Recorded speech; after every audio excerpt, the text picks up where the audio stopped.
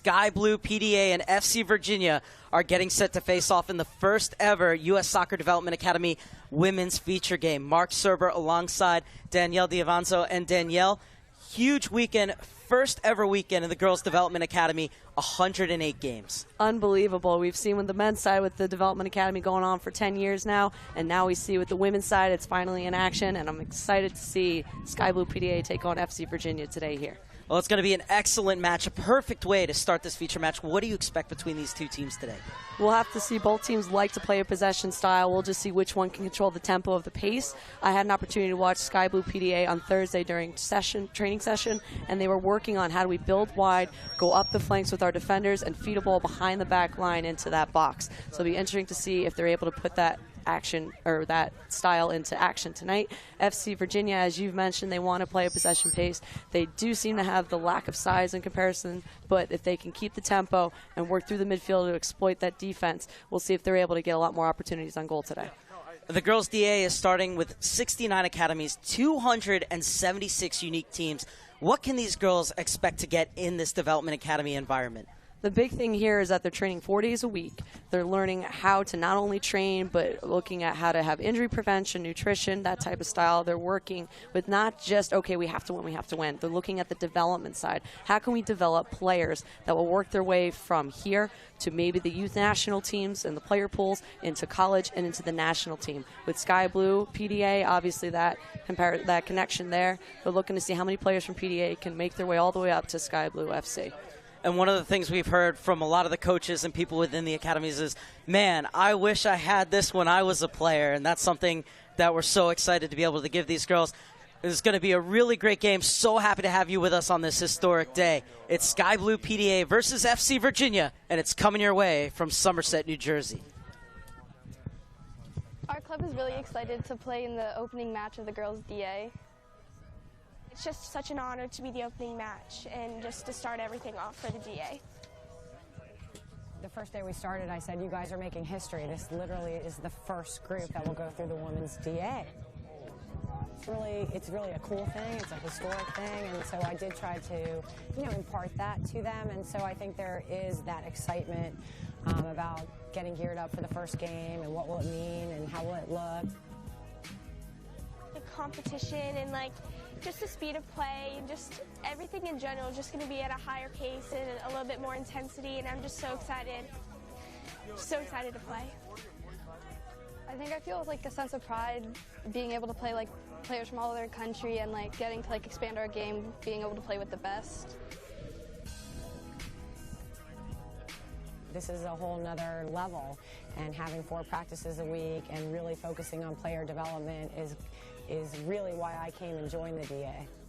And I think then we really become focused on the player and the individual player and how she develops and what steps she takes. And ultimately, obviously we hope that, we'll get national pool players out of these programs, but most players are going to want to go play in college, and so there is a next level for just about all of them. Ladies and gentlemen, the U.S. Soccer Development Academy welcomes you to the inaugural Girls Development Academy feature game at PDA Soccer Complex.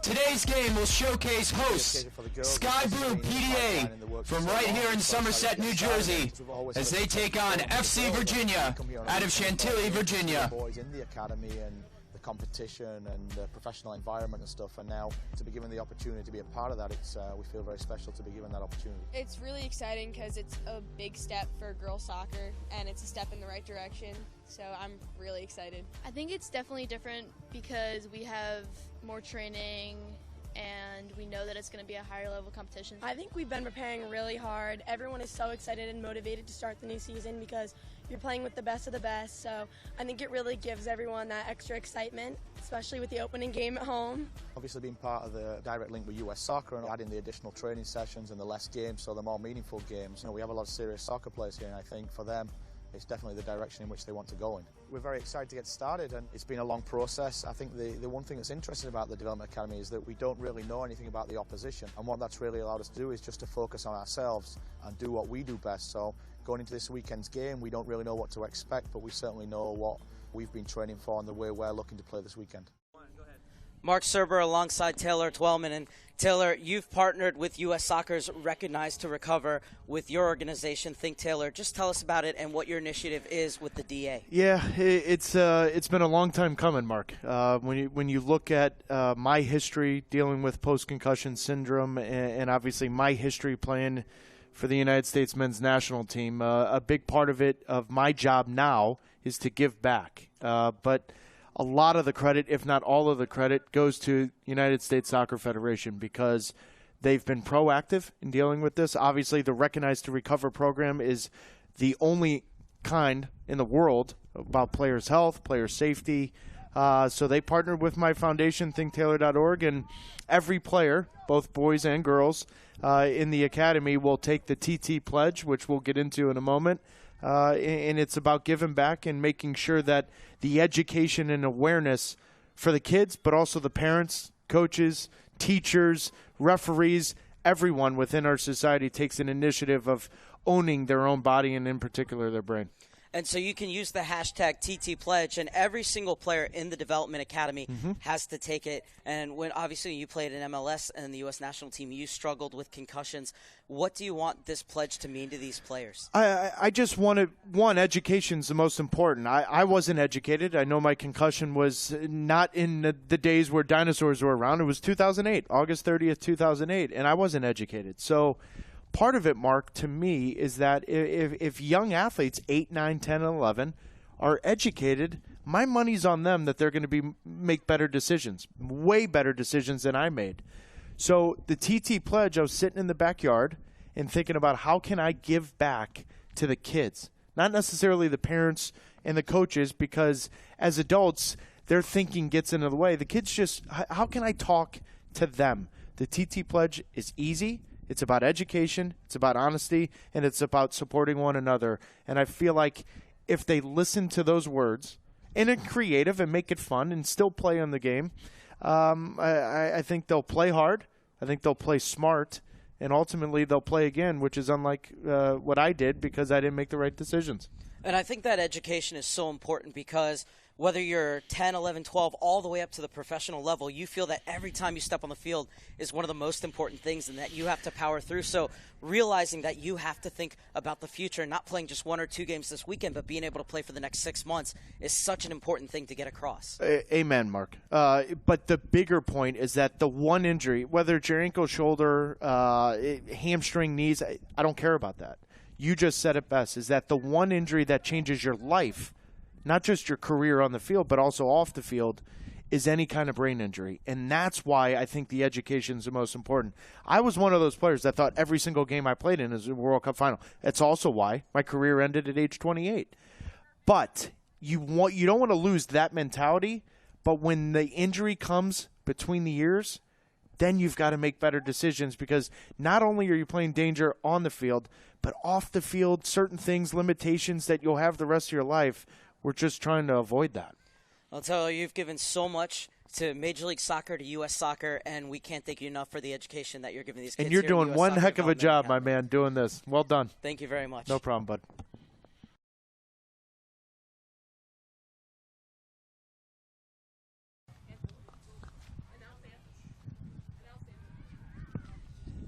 And now, ladies and gentlemen, we would ask you all to please stand and rise, remove our hats, as we honor our country with the playing of our national anthem.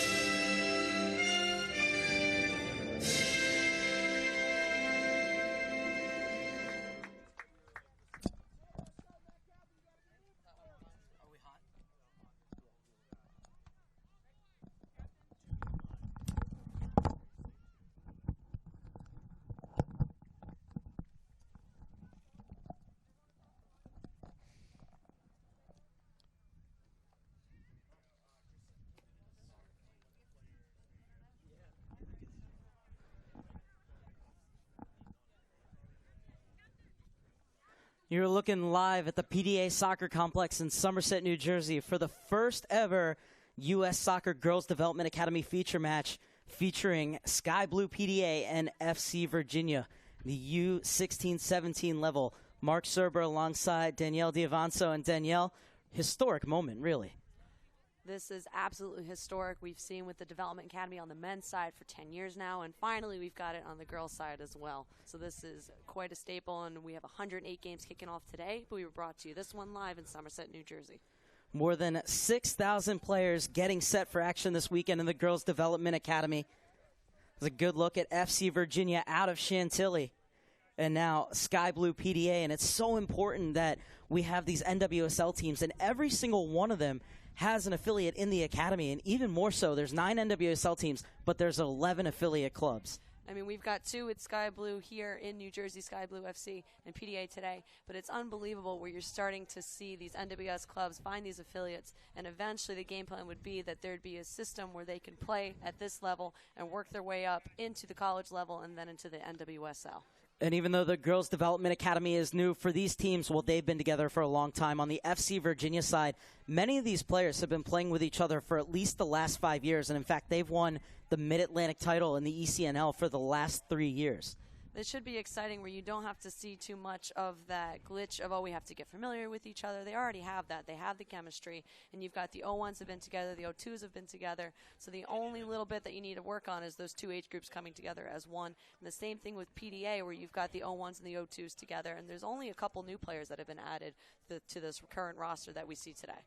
Well, it's a gorgeous day here in Somerset, a little bit cloudy, but if you're a player, you love that, especially in the beginning of September when you're used to it being really just hot and muggy. So this past week has been absolutely muggy and hot. So for them, it's nice and cool. It's early morning. As you start moving, though, that's when you get warm, and it's the perfect weather for both teams. I mean, they couldn't have asked for a better day. Yeah, I think if you're a parent standing out, you're probably feeling that wind and saying, no, this weather isn't perfect. But as a player, you're feeling pretty good about the way things are going.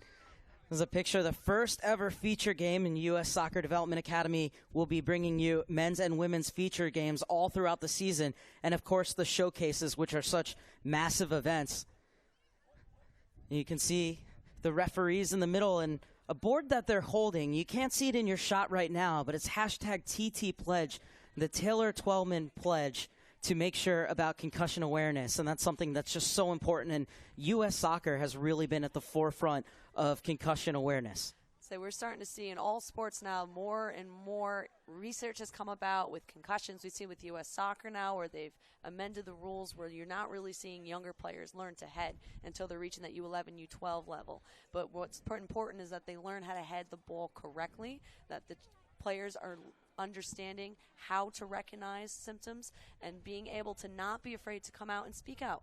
I know even younger players or people in the past, you get a concussion, they tell you keep playing. Oh, you can still stand, you can play. Where it wasn't as aware, or you try to come back too early, but now we're understanding what can happen if you come back too early, the risks that are there. And it's extremely important that these girls are learning at a young age, and it will carry through into the national team level. And it's a great partnership presented by Taylor Twellman, who is on the right of your screen with the referees and the captains, and his foundation, Think Taylor, alongside the U.S. Soccer's initiative, Recognize to Recover. And so it's something that's really important. In fact, one thing the U.S. Soccer Development Academy did on the boys' side is that if a player does get what could be an apparent head injury and he's taken out, you're allowed to sub a player in. So that way, A, you don't have to worry about necessarily burning a substitution on a player who may not be hurt, but B, you don't have to worry about how long he's going to be out. And then that player who comes back out, if the player is okay to come back in, the player who replaced him can come out but still be eligible to come back in, and it won't count against your subs. So I don't think that was the best description of it, but it's something that is another great initiative from U.S. Soccer's PDA, who's been so successful on both the women's and their men's side and throughout the club level and the academy level with their men, and now Sky Blue PDA looking to replicate that. And an FC Virginia side, which is coming off of a 7-0 win in their last preseason game. And they've moved to a back 3 formation, which they've been working on since August 1st. But I think one thing that Christian Zomer, one of the co-head coaches alongside Julie Shackford, said that made a lot of sense. He said, everything can seem to going well, but you really don't know until your first competitive game. Preseason results don't always say much, so he's about to see how his side will handle this back three going into the first ever weekend of the U.S. Soccer Girls Development Academy. Well, I spoke with Nick Henneman as well prior to this week, and he said it's sometimes great when you don't know too much about the opponent because you can spend more time focusing on yourself, focusing on what we need to work on, what we need to do to settle the ball, play our possession style, get our defensive players into the attack, and play our style. When you know too much about the opponent, sometimes you'll see coaches overthink too much, players start overthinking too much, and it ends up taking away from yourself. FC Virginia is already out, lined up, and ready to go. Sky Blue PDA going through their paces. One last huddle before their starters take the field. And Nick Heineman, the technical director and head coach of this U-16-17 side for Sky Blue PDA, said something that I really think encompasses the overall goal of the U.S. Soccer Development Academy program. He said at PDA, we want to create that environment where if these players are selected to the national team, as many of them do have experience in this national team pools at the various youth levels, and he said we want them to be able to seamlessly transition into a youth national team training session. And we've seen a lot of those already where they're coming in. Even a player not here today, but a part of this roster is Mia Justice, the goalkeeper, who's been called up with the youth national team, will be traveling to Germany shortly with the U-16s, and she was called up earlier this year again with that roster playing in Belgium and winning those 3 games back in May. Sky Blue PDA will have the kickoff. They will be attacking from left to right across your screen in white and sky blue. FC Virginia in their all-black jerseys with white trim and blue numbers as we are underway in the U.S. Soccer Girls Development Academy. It's the 16-17 level. It is Sky Blue PDA versus FC Virginia.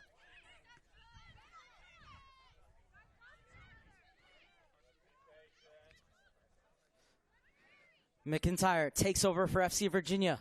Lays it off across the top of the box. It's cut out.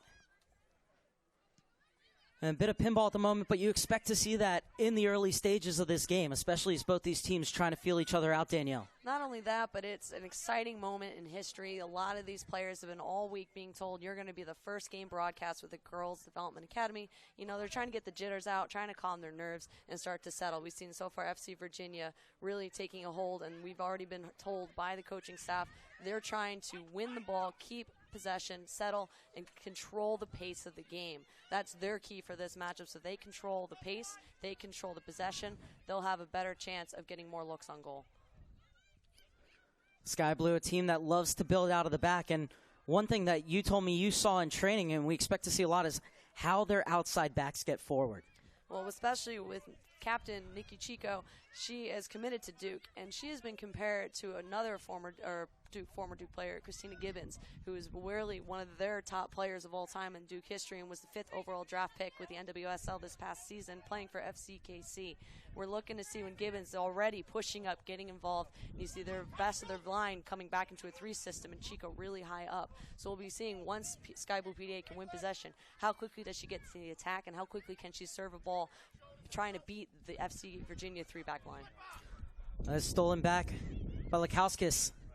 FC Virginia very quick to get numbers around the ball when they lose it, and now they're in possession as it comes out wide to Migley. Another player's committed to Duke, so 2 foes today will be teammates later down the line. Sure, for them, they'll be competing as well against each other at practice all the time, but for now, they're looking at the right here, right now. Who's going to dominate this matchup today, Migley or Chico? Who's going to get the better of each other? Well, it was an excellent first touch from Wheeler to bring that ball down, but then she dragged the shot wide. Wheeler committed to Penn State University, and her along with Migley, I think they're so versatile. Their coaches aren't even sure what to label them as. They were both listed as forward, midfield, and defenders. So that versatility is so important for players, even though you do want to work to establish one position kind of around this age group. Well, even then, even still at this age group, you start to see there's players have that flexibility, or even players that when they go into college may be labeled as one position, and then all of a sudden they're saying, we like you better here, or we need this position, can you play it? So those players already have that versatility. They already are aware of the different roles given to each position, and will have an easier time adjusting in the future if called upon in a different role. And that's one thing that Development Academy Technical Director Miriam Hickey and U.S. Soccer Technical Director April Heinrichs have both said, and speaking with the media, as they talked about, at this age, we're starting to look for players who have tactical flexibility. That and just knowing the defined roles that they want to have for each position. Not only are they technically strong, but tactically, are they able to pick their head up and be aware of the role? Are they able to exploit a back line if they see a gap? Are they able to understand, I'm playing this position, what's my job on the field? Migley chases it down. Has two defenders policing her. Leffler able to stab it away. Migley does enough to shield it out of bounds, since the first corner kick of the game, and it goes the way of the visitors.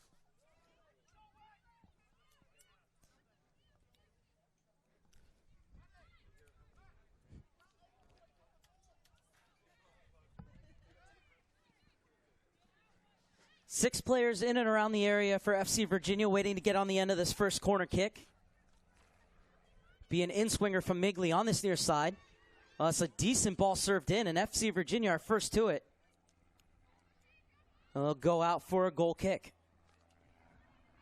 On that play that looks like it wasn't even expected to hit their foot, and you see already Sky Blue-PDA playing quickly out of the back. Now Chico plays it back off there to Rosenblatt, and just being able to keep possession. Are they able to find the gaps? But unfortunately, it still seems they're getting the cobwebs out in the beginning of this match. Migley was dispossessed. Now it's PDA to go the other way. Long ball down the line. Was looking for Senhaji, but it goes out of bounds. Quickly taken on the throw-in by FC Virginia. And a good job by Zier to play her way out of traffic. And now it's FC Virginia's turn to try and build out of the back. Senhaji did well to step in and win it back for Sky Blue PDA. Beautiful one-touch passing, and here is Chico getting involved in the attack. Chico will get the throw, and she stayed back in support. Danielle, would you like to see her make an overlapping run there? I mean, in that situation, it looked like she was almost hesitant to take it herself and keep going, but you saw Senhaji kind of filling that space, so she couldn't continue to go forward there. Maybe looking for a quick 1-2, but you can already see the speed that Chico has, getting forward quickly and being aware of, can I win the ball, play it forward, and keep that attack high.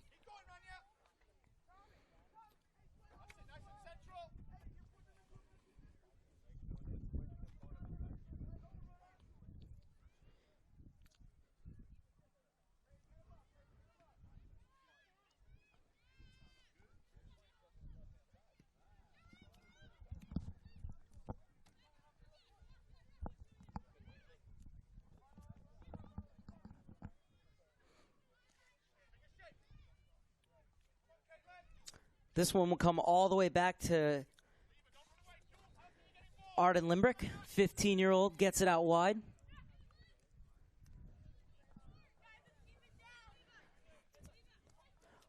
A few minutes in, what have you seen so far from each team, Danielle? Looks like FC Virginia has been more composed as of right now, and as I say that, there's the turnover there, but it seems that it's still, both teams are still frantic, and you're hearing the coaches from both sidelines trying to communicate, telling both teams to settle. Can we switch the point of attack? Can we play simple in some certain ways instead of trying to force the ball through, just as we've seen there from Leskowski. It's trying to force that ball in rather than can we play an easy pass wide, work it around until we can go forward and exploit those gaps. It was a good triangle played there to open up some space along the wing. Quickly closed down by Sky Blue, but won back by Virginia.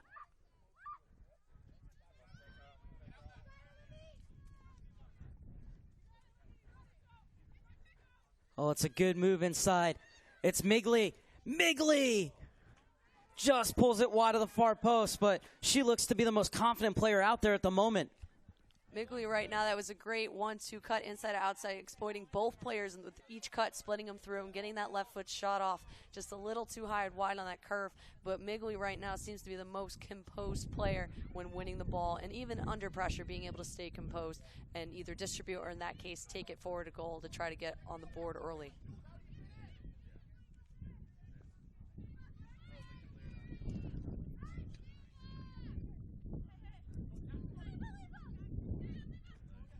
Help gets it back to Chico. Pass is cut off. Good job on McIntyre to come back and win it for FC Virginia, and she's on the ball again. Leaves it off for Zier. Wheeler plays it inside. Wheeler takes it over again from McIntyre. Falls at McIntyre's feet, and she has a go, but that one always rising. 2 shots in quick succession, though, for Virginia. High pressure paying off at the moment. And in the midfield, you see there just those quick 1-2 little passes. Can we just exploit the gaps, keep moving the ball quickly, 1-2 touch until we get that shot up? The center midfield right now for FC Virginia is winning that battle, and that's where they're able to get that build up into the attack much more successfully than we've seen with Sky Blue PDA so far.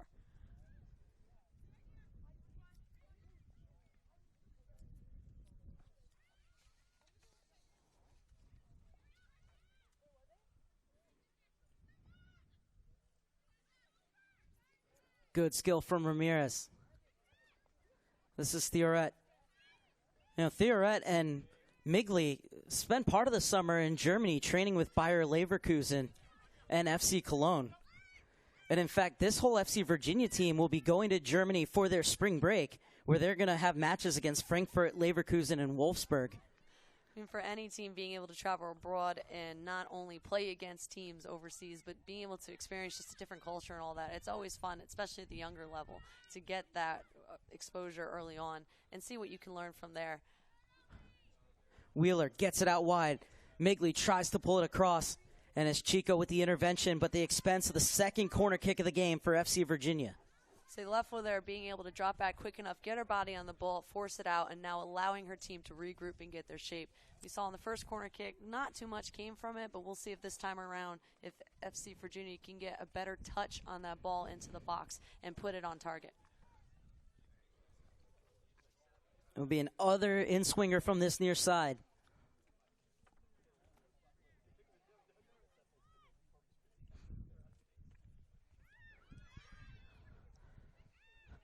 Once again, they get the first ball. Migley gets the second, but Limbrick gets there before McIntyre could pounce. And it remains 0-0 early on here in Somerset, Virginia. New Jersey, between Sky Blue PDA and FC Virginia. Knows Virginia may be having some even warmer weather, but we don't know. But over here, at least, we saw on that play, McIntyre putting the pressure on there, but Limbrick coming up strong, making the quick save. And then you see Sky Blue already trying to do the quick transition halfway down the field. Just a matter of can they maintain possession here and not get too frantic. Be patient, work the ball around, and find the gaps to get forward. That was a good job to realize there was nothing on forward. So Sky Blue PDA will recycle their runs. Chico shows on the near side. Oh, that's a lovely turn from Sanhaji. Squares up to her defender, and the overlap allowed her to put in the cross. Pinballs around, but FC Virginia able to get it out of their end. Not out of the woods yet, though. And Leffler did a good job to beat McIntyre to the ball.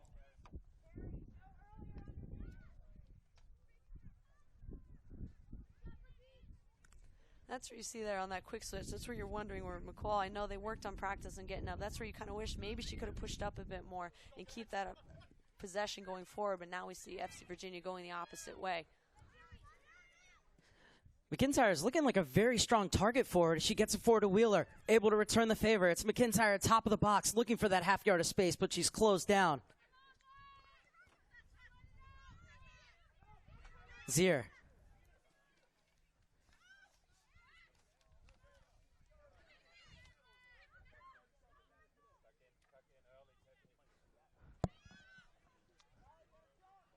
It was an excellent job from Nicole Sellers coming across to cut that out.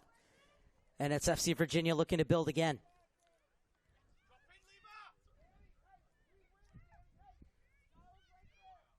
It's McIntyre running at the back four. Was able to wriggle past one, but couldn't get past the second woman. And there's space to work in this midfield. Ramirez was chasing it, but she runs out of real estate and will be an FC Virginia throw-in. On there, McIntyre getting forward, didn't seem to have too many options going up with her. If we can get if FC Virginia can get that midfield to transition maybe a little bit quicker, give her that support option, maybe they could have done more. But you see, just so far, they seem more composed. They're keeping the ball on the ground as best as they can and just trying to get that way forward. So we'll roll out of bounds before Migley can get to it. So it'll be a Sky Blue PDA throw-in. Like there, Migley thought Chico was going to get her foot on it and just missed it, so then the ball went out of the play. Leffler will get it back to Limbrick.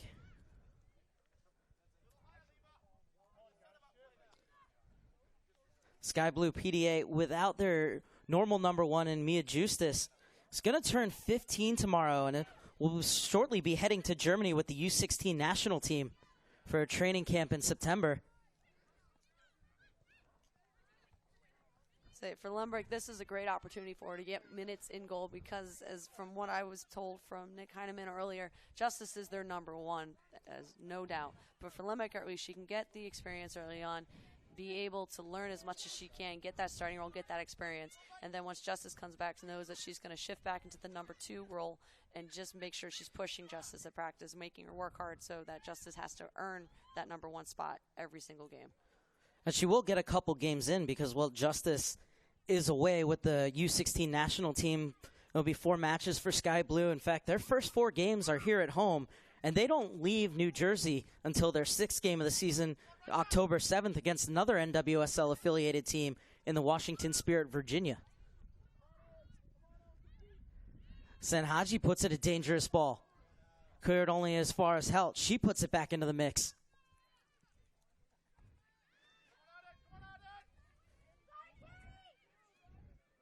McIntyre doing the chasing, but Rosenblatt gets there first, and she'll guide it back to Limbrick. I love this commitment from Sky Blue PDA to work out of the back.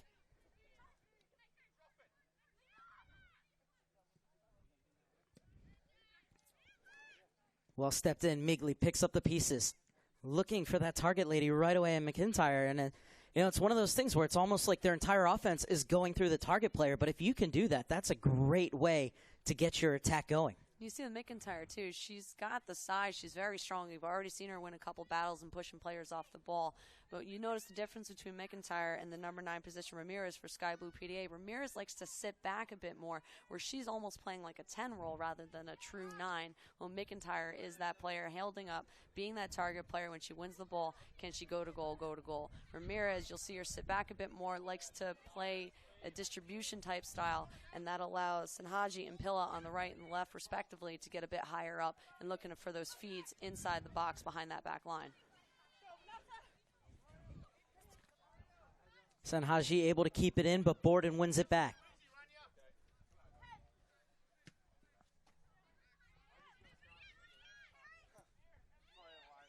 McIntyre. Lovely hold-up play from the number 9 wearing 99, and it slid through for Migley, but the offside flag is up. That was a great little possession there from SC Virginia, and what you notice again, they're keeping the ball on the ground, they're staying composed, and they're not trying to force the plays. We see Sky Blue PDA is doing too much forcing right now, where they're building up into the midfield, and once they're there, it's just that pass in the final third is not there yet. They're not connecting as well as they need to.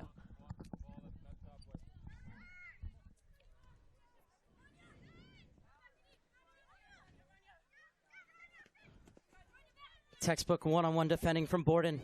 You see her watching the ball rather than the player's hips there and stepping in when Senhaji showed too much of it to her. It's a perfect defensive play, just waiting for that opportune moment to go in and win the ball, or as I like to say, just being patient, waiting for the mistake, or when there's enough opening to go in and win that battle. Theoret tried to slide it through for McIntyre, but the back line did well, and now Sky Blue PDA can go the other way. Senhaji loves to cut inside. Puts it back on her left foot, goes for the curler, and the save made by Stupek. Stupek actually an 0-3, playing up today in place of the injured Gwen Hoyt. We see with both teams, they don't have their number 1 in goal, so we just want to see with both teams which offense can really challenge that keeper. We just saw on display Senhaji's very, very strong technically, and we saw that cutting in and out, and there's the replay there, cutting back to her left, picking her head up and recognizing, can I get that left foot shot? Just unfortunately went straight into the hands of Stupek. Just got to get that more of an angle and being able to challenge Stupek, forcing her to make a better save than just standing routine, hands up, catch the ball, go forward. It was a great switch of fields. It was well defended on the far side by McCaw. Madison McCaw is committed to Columbia, still fighting for it. And she's able to get it forward. Falls to McCaw again. Patience from PDAs. They bring it all the way back to Arden Limbrick. And this is Leffler.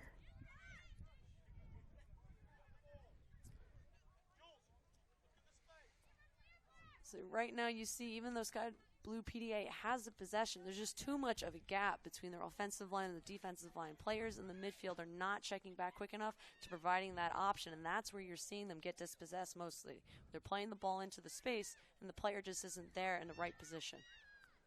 Theorette thinking about having to go. It was a wise decision to lay it off in the end, and she gets it right back. Ran into a mass of white jerseys in the end, and it's Sky Blue PDA to go the other way.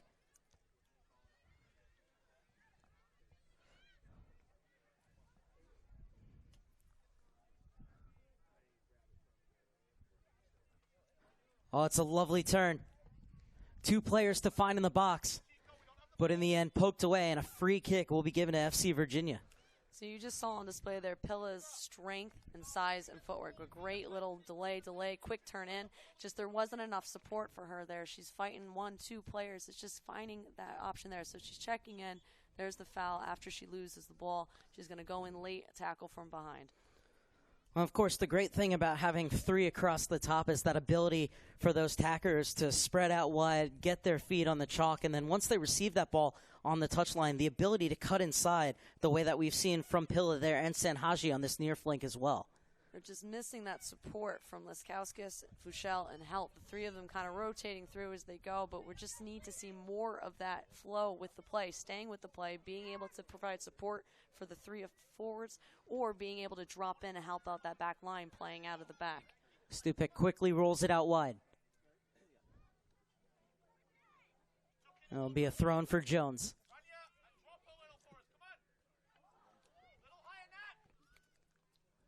In fact, it will go the other way, says center referee Magda Zierkowski. Being assisted this afternoon by Victoria Cantanzaro, Inga Merrick, and the 4th official is Melissa Jennings.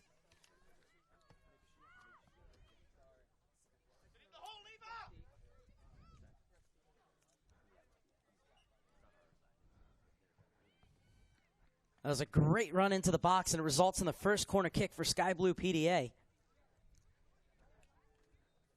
So Pilla's a player to watch. She's got that size. She's good in the air. And then from talking with head coach Nick Heineman last Thursday during practice session, he said to me, Pilla's a player to watch. She may not be as noticeable as maybe Sanhaji when they're playing in the flow because of the technical abilities there, but Pilla is a player that comes up in big moments and scores some class goals.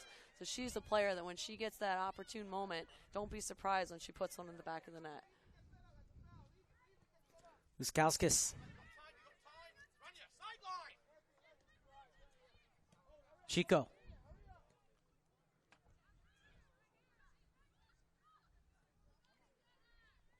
Liskowskis lays it across. Pumped in the box, looking for Ramirez. She got there before the keeper, but just couldn't direct her header on goal. Sky Blue PDA really starting to grow into this game. Great bit of possession there, working it forward, bringing it back, cutting across, and a great feed into the box. Ramirez, although she may be one of the smaller players on this team, she's not afraid to go for a challenge, and even there, getting her head on the ball and beating Stupek at it, just didn't get her head turned enough to redirect it towards the net. What is Sky Blue doing at the moment that's starting to turn the tide in their favor? I think they're just seeing they're starting to settle down a bit more. In the beginning, they were frantic. Their touches are a bit off, and they're not forcing it as much. They're calming down. They're picking their head up and being aware of their surroundings, of where can we keep possession, not just trying to force it down their throats. And we saw it there where they were being patient, went up, went back, switched the point of attack, and then you got that ball fed into the box behind the back line, just like they worked on at practice this week. Helt able to win it back for Sky Blue PDA, and Danielle, Helt's actually had a really interesting summer. Heltz, yeah, she has quite a few videos of herself showing off her extreme technical ability, juggling down the field and back, any type of crazy foot skills you can think of. Really fun to watch, but she actually got noticed and invited to the Vincente del Bos camp in Denmark back in July to be invited to be watched by the Denmark national team staff. She's actually formerly from the New Jersey Wildcats and has joined the team this season, has been a great addition for their midfield, especially being able to settle the ball. Very tricky with their feet and just play out and keep that ball in possession. Leffler gets it back out wide. Forward looking for Pilla over her head. Ramirez trying to chase it down, but Hagen gets there first, and she'll shield it out for a throw-in. So it's 0-0 midway through the first half between Sky Blue PDA and FC Virginia, but both teams have created chances. At the moment, it's Sky Blue PDA doing all the running. Azir gets it forward. Ellie Wheeler waits for the cavalry to arrive. More numbers jumping in the attack with each pass for FC Virginia. And it's Migley who wants to run again. Quickly closed down by two defenders. Able to get a step on him. It's another dangerous ball in. And McIntyre just missing there. Borden getting forward. Zier. Attends Bolus High School in Potomac, Maryland. And this is, again, where you see FC Virginia winning the ball and being patient. They're going forward. They can't bring it back. Can we work it around again and try to wait for that moment to be able to either hit their target player, number 99, Carrie McIntyre? Can they get her, or can they keep it wide? And then, again, you see on that left side for FC Virginia, Migley being able to just one-on-one, quick cuts, explosive player, beating Chico so far in the 1v1 battle between those two. It looks like Migley's got the upper hand. Theoret loves attacking down that center channel. And it's not a bad effort from Wheeler, but well stationed was the keeper to make the save. Both teams getting quite a few opportunities so far. Again, though, not really challenging the keepers as much, pretty much going straight to their hands. Their biggest challenge really was Ramirez going up against Stupek earlier, but Ramirez still just unable to get her head on it. You know, one of the things we talk about, a lot of times saves look easy, but it's because the goalkeeper's positioning is so good. So there's the quick strike there, and you see she's already shifted over. She's got her hands ready for that quick save up, and right away she settles it down, takes her time, and makes sure her team is set into the position before she plays it out. Cut out by Leskowskis. A forward looking for Pilla. And had gone over her head. Senhaji was there. That's that other thing I love about the front three, is that ability to interchange positions. And when we talk about the front three for Sky Blue PDA, they're going up against a back three, which is a new formation for this FC Virginia team. How will you assess their performance in this formation so far? So far, those back three have been doing well because now they've got numbers up going forward in the midfield and the forwards. You've got more numbers and the advantage of the FC Virginia back. And the three of them have been matching up pretty well. And you see part of it, too. Even though they've got only three in the back, their midfield is dropping back into position and helping out, which makes it feel as if they've got more defenders, even though they've officially only got three rostered back there.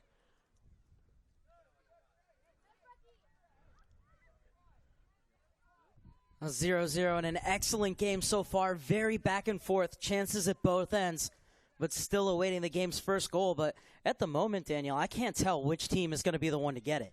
See, both teams are looking strong. They've started to settle in, and you're seeing these moments of both teams keeping possession, playing the style that both coaches, and probably a lot of coaches across the U.S. say they want to play. Possession style, keep it on the ground, work it around, being very technical, and now at this age starting to recognize the tactical awareness. Not only can they physically keep the ball in possession, touch the ball around, but then what to do with it afterwards. Okay, I beat a player, now where do I go?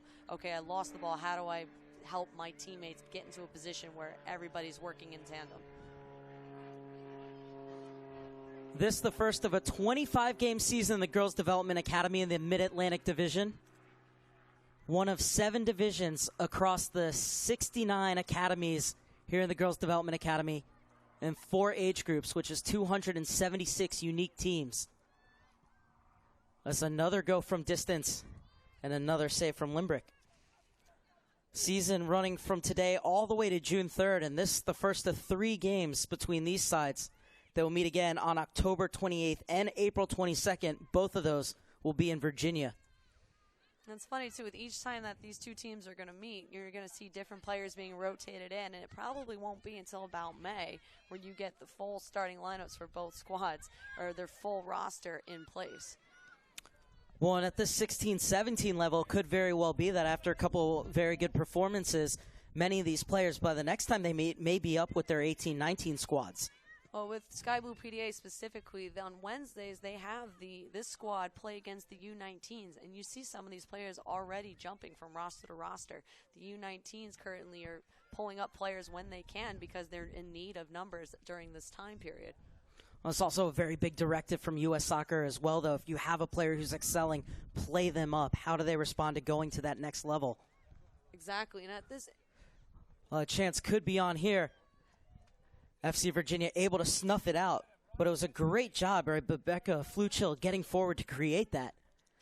Fluchill was a late inclusion as she was having a back problem. They weren't sure whether she was going to be able to go. Yeah, at the beginning of practice on Thursday, she said she felt her back was hurting just a little bit, so they wanted to be cautious, sit her out, and it was a game time decision, of whether to play her or switch her in for Urban.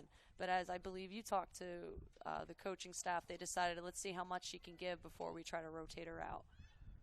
Well, it's not a bad ball in, but too close to the keeper. And Limbrick's been very solid off her line so far. So far there, I mean, the only one thing you can say, she made one mistake when she went to dive, had that quick little bobble, but recovered it quickly. Now for FC Virginia, if that's going to continue, can they put the pressure on her quickly and attack, close down that space, and on those type of rebounds, be able to get the quick shot in?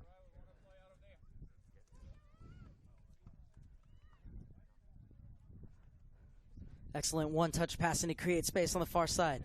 Long ball for McIntyre to chase.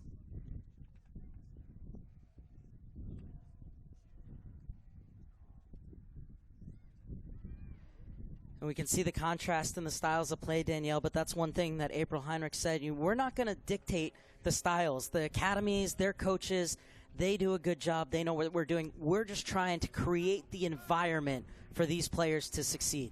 And even now with the technical directors that are assigned to each region, really they go to practices and they observe just to see what's going on, what's the methodology, what's the system being in place, and they go in and make recommendations of, hey, why don't you try doing this, or trying to say, okay, if you're running a session like this, why don't we modify it a bit, make it a bit easier to get the success rate higher while you're teaching a certain topic, whether it be, doing the behind the with Sky Blue-PDA, they were working on being able to cross the ball in behind the defense. At the start of it, their defense was sitting too far back. They pushed them up a bit more, and then the success rate went up, just so they were able to create an environment where you're learning, not just going at it over and over. And the big initiatives is that the training will now go to 4 times a week, so there'll be more focus on training and less focus on the games. And it's really tailored to individual development, so they're worried about developing the players more than they are about winning trophies. That, and they also want to have the understanding that you're supposed to be communicating with these players. What are your goals? They have to tell the coaches what do they want to work on, and the coaching staff communicates with these players. This is what we expect, and they have continuous meetings to update and say, this is where we see your progress, this is where we can continue to help your development.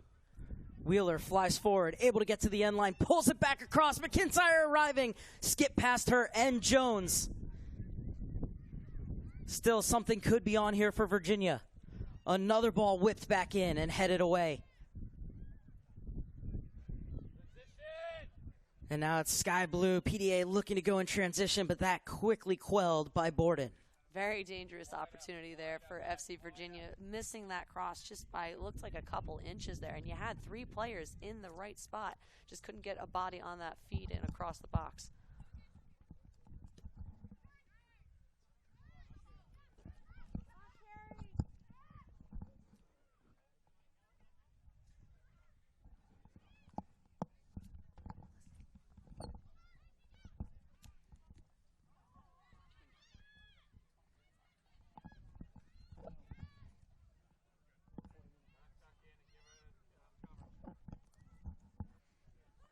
Opportune play there going into the box, and Haji making her way towards goal, cuts it back in the middle. San Haji leaves it off for Pilla. Ramirez cuts it back, gets 1, gets by 2, quick snapshot. Well positioned though, the keeper. Stupek doing very well there. So as you mentioned earlier, those forward three rotating through. You saw Sanhaji, even though typically on the right side, cutting back to the left, plays it across. And Ramirez, quick little 1-2 cuts, left foot strike. But once again, Stupek in the right position, being able to shift with the play and make sure that she's in the prime spot to make that save. Theoret able to beat Helt. Bit of a heavy touch from McIntyre, allows Leffler to take over.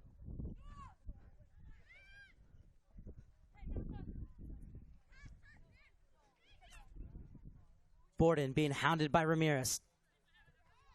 Able to get it off for Theoret. Migley's asking for it. Instead, Zier will turn the other way. Good job to elude Fluchill. And now the ball switched to the far side by Theoret. Neatly brought down by Jones, looking to run.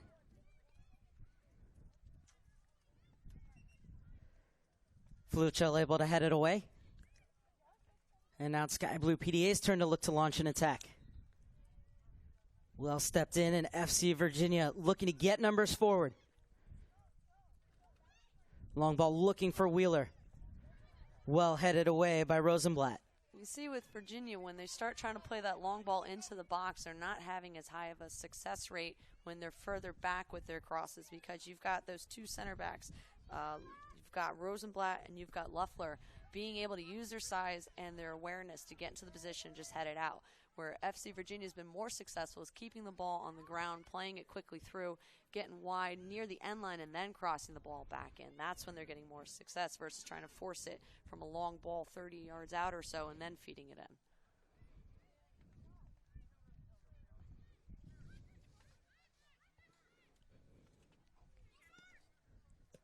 Borden. Migley.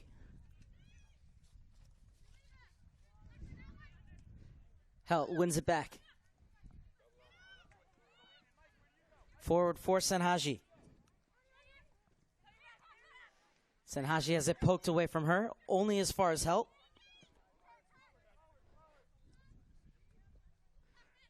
Ramirez did well to keep that in. She'll be attending Columbia alongside Madison McCall in the future, both committed. McIntyre.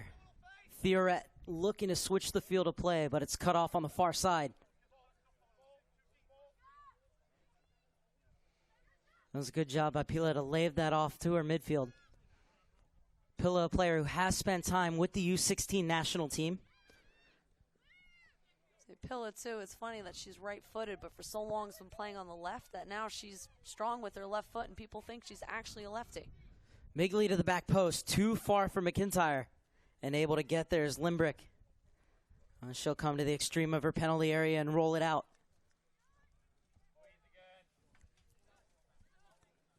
Faith Rosenblatt looking to bring it forward for Sky Blue PDA.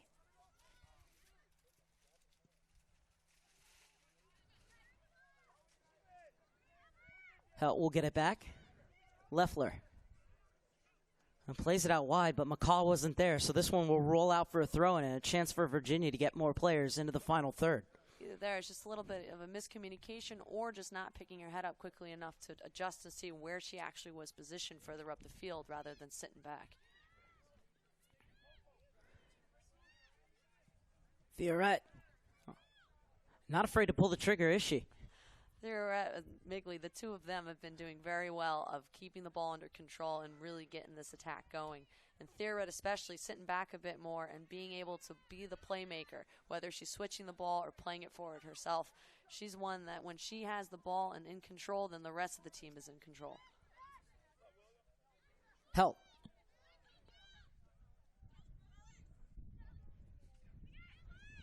Migley elects to take the outside route. Still going Migley. Looking to win another corner kick. This one's going to stay in, though. And FC Virginia will maintain possession. Wheeler wins it off Chico, puts it at the near post, hooked away. Oh, great touch from Theoret there for Borden. Looking for the early cross, repelled once again by Sky Blue PDA. And FC Virginia will hit the reset button. Great tackle there from Helt to dispossess that build-up and keep it in play. And you see Ramirez now, rather than playing at the 9, being shifted over to the right side. And you've got Senhaji, who is typically more of that great 9 role, being in a more comfortable position. So that's one where you wonder, was that a coaching change, or was that the players themselves making that rotation to see if they can get something going offensively? Theoret did well to sort her feet out. At the moment, most of the attack seems to be going through her for the women in black.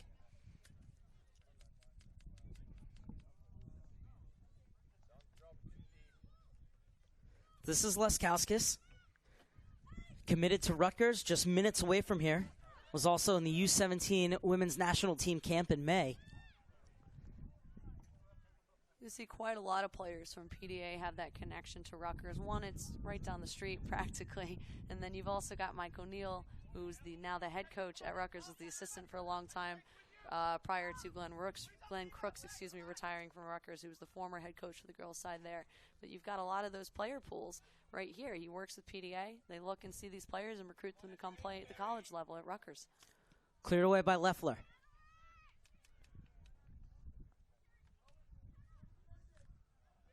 Zier.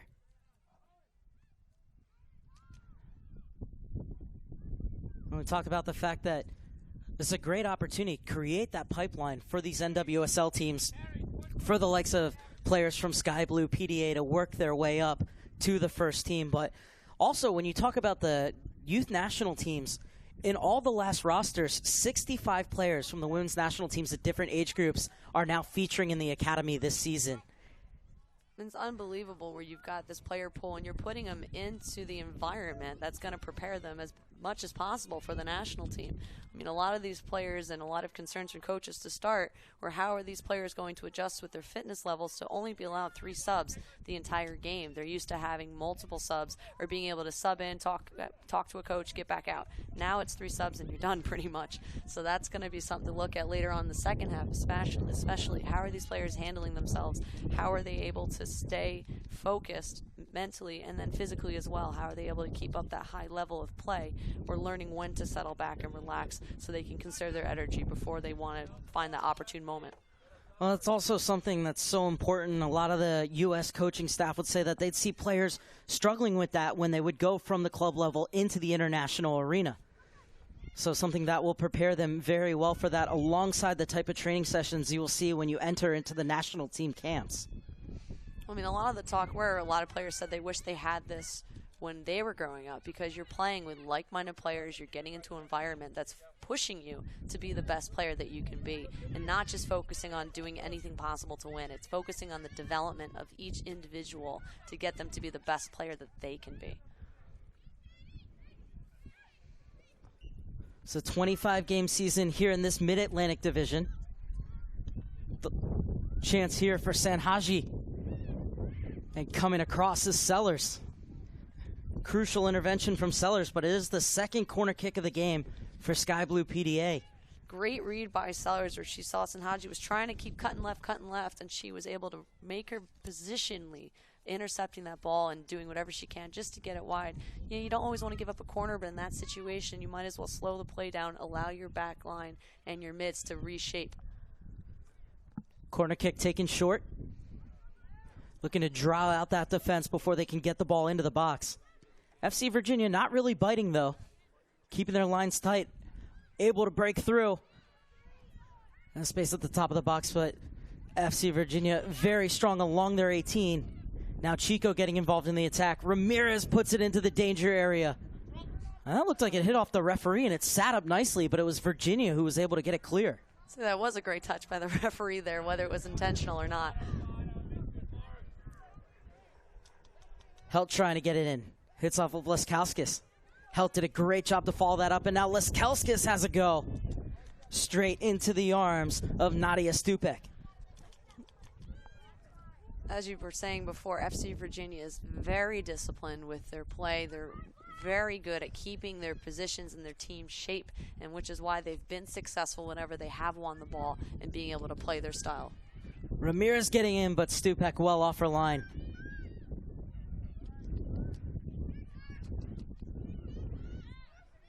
That's a good battle between Cassidy Borden and Natalia Ramirez.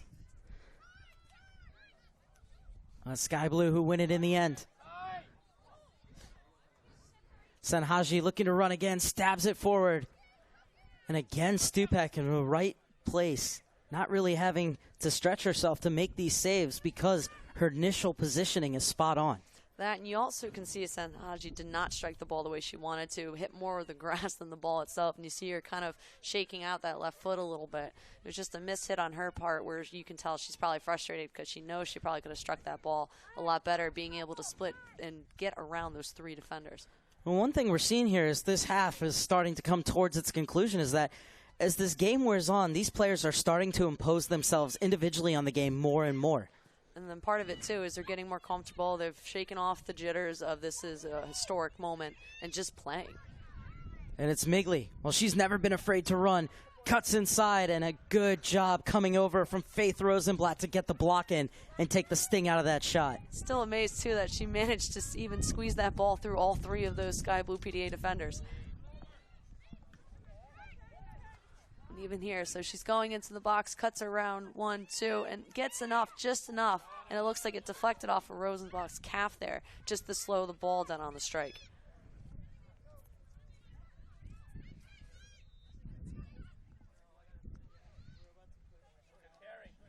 Theoret, excellent decision. Her and Wheeler really driving that midfield with McIntyre in front of them. And Zier's done a great job playing in that shield just behind him.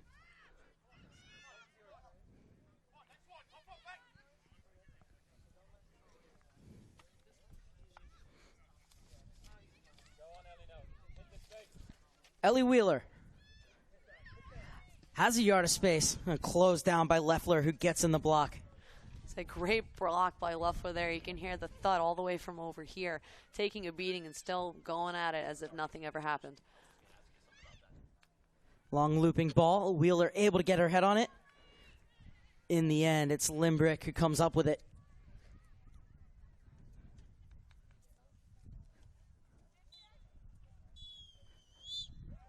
No stoppage time needed at the end of 45 minutes in the first ever feature game for the Girls Development Academy. 0-0 between Sky Blue PDA and FC Virginia, but it's one of those halves where you say it had everything but goals, Danielle. Exactly. Both teams playing what they want to do, playing that possession style, keeping the ball on the ground and working it around. I would give the edge to FC Virginia that first half. Although Sky Blue PDA did have some really good opportunities. You saw FC Virginia, I think, got quite a few more. That a couple inches here and there, it could have went their way. Well, still plenty to come at halftime. We're going to take a break, but a lot of content, so stay with us, and then Danielle and I will be back with you for the second half. After the first 45 minutes, it's Sky Blue PDA 0, FC Virginia 0.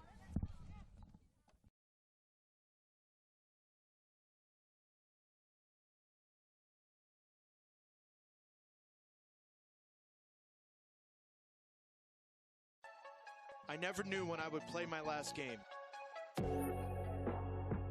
And then I was told to stop playing to save my future.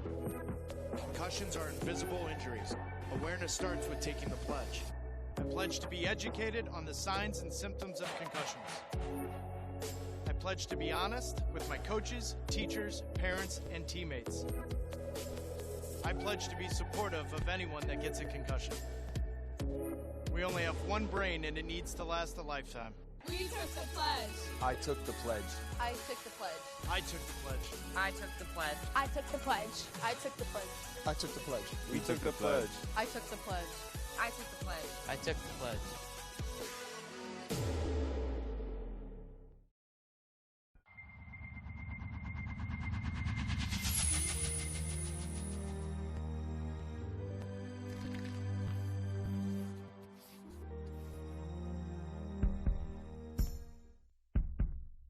Ten years ago, we started to put a lot of time and effort in researching what went into development at the world-class level. U.S. Soccer thought it was important to provide a platform where the best interests of players were put first, before results, before the team, and now you have an environment that allows players day in, day out in their everyday club environments to be able to reach their full potential. 10 years ago, we only had 16s and 18s. We knew in some regard that that was too late to make the right impact, that we needed to go younger, but this was a group we could manage and we could begin to change the culture. Now we have a complete pathway that starts at U12 through U19. 10 years later, I would say unequivocally that we have developed a much larger pool of quality. And that's the best thing that I can look at and say, uncategorically, this is really working. I think the fact that our youth national teams have done well internationally, the fact that our youth national teams have gotten some historically great results this year and have broken some records, I think that's an indication of all the work that's been done behind the scenes, and in particular all the work that's been done in the Development Academy. We believe very firmly that we won't have world-class players without world-class coaches, and that environment's created at the club level. The Development Academy is ensuring the future of U.S. soccer by empowering clubs to be the drivers of world-class player development.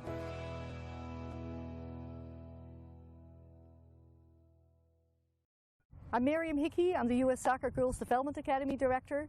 I'm here this week at the Boys Development Academy Playoffs and Showcase with the 6 technical advisors on the girls' side that have just been hired.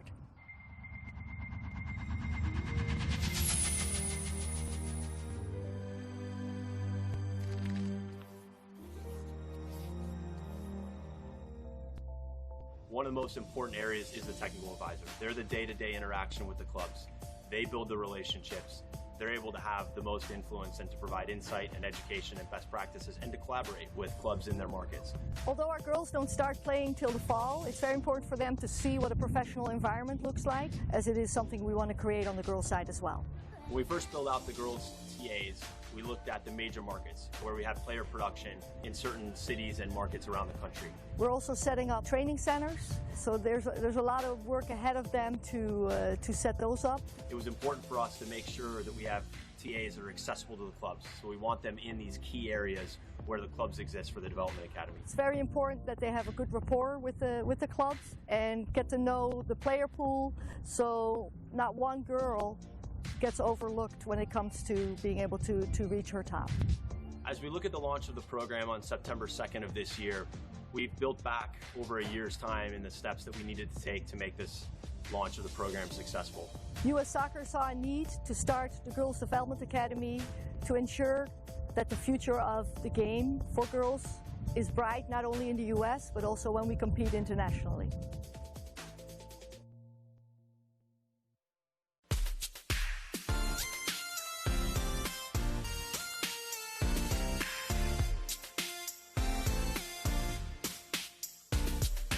The U.S. Soccer Girls Development Academy is here. It's here. Here.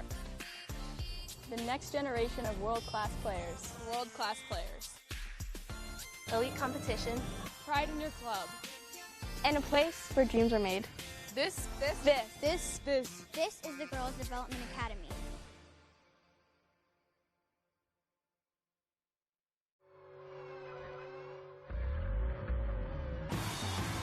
It's a showstopper!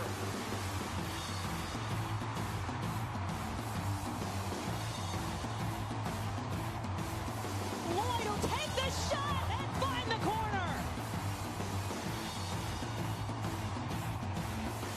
Alley long!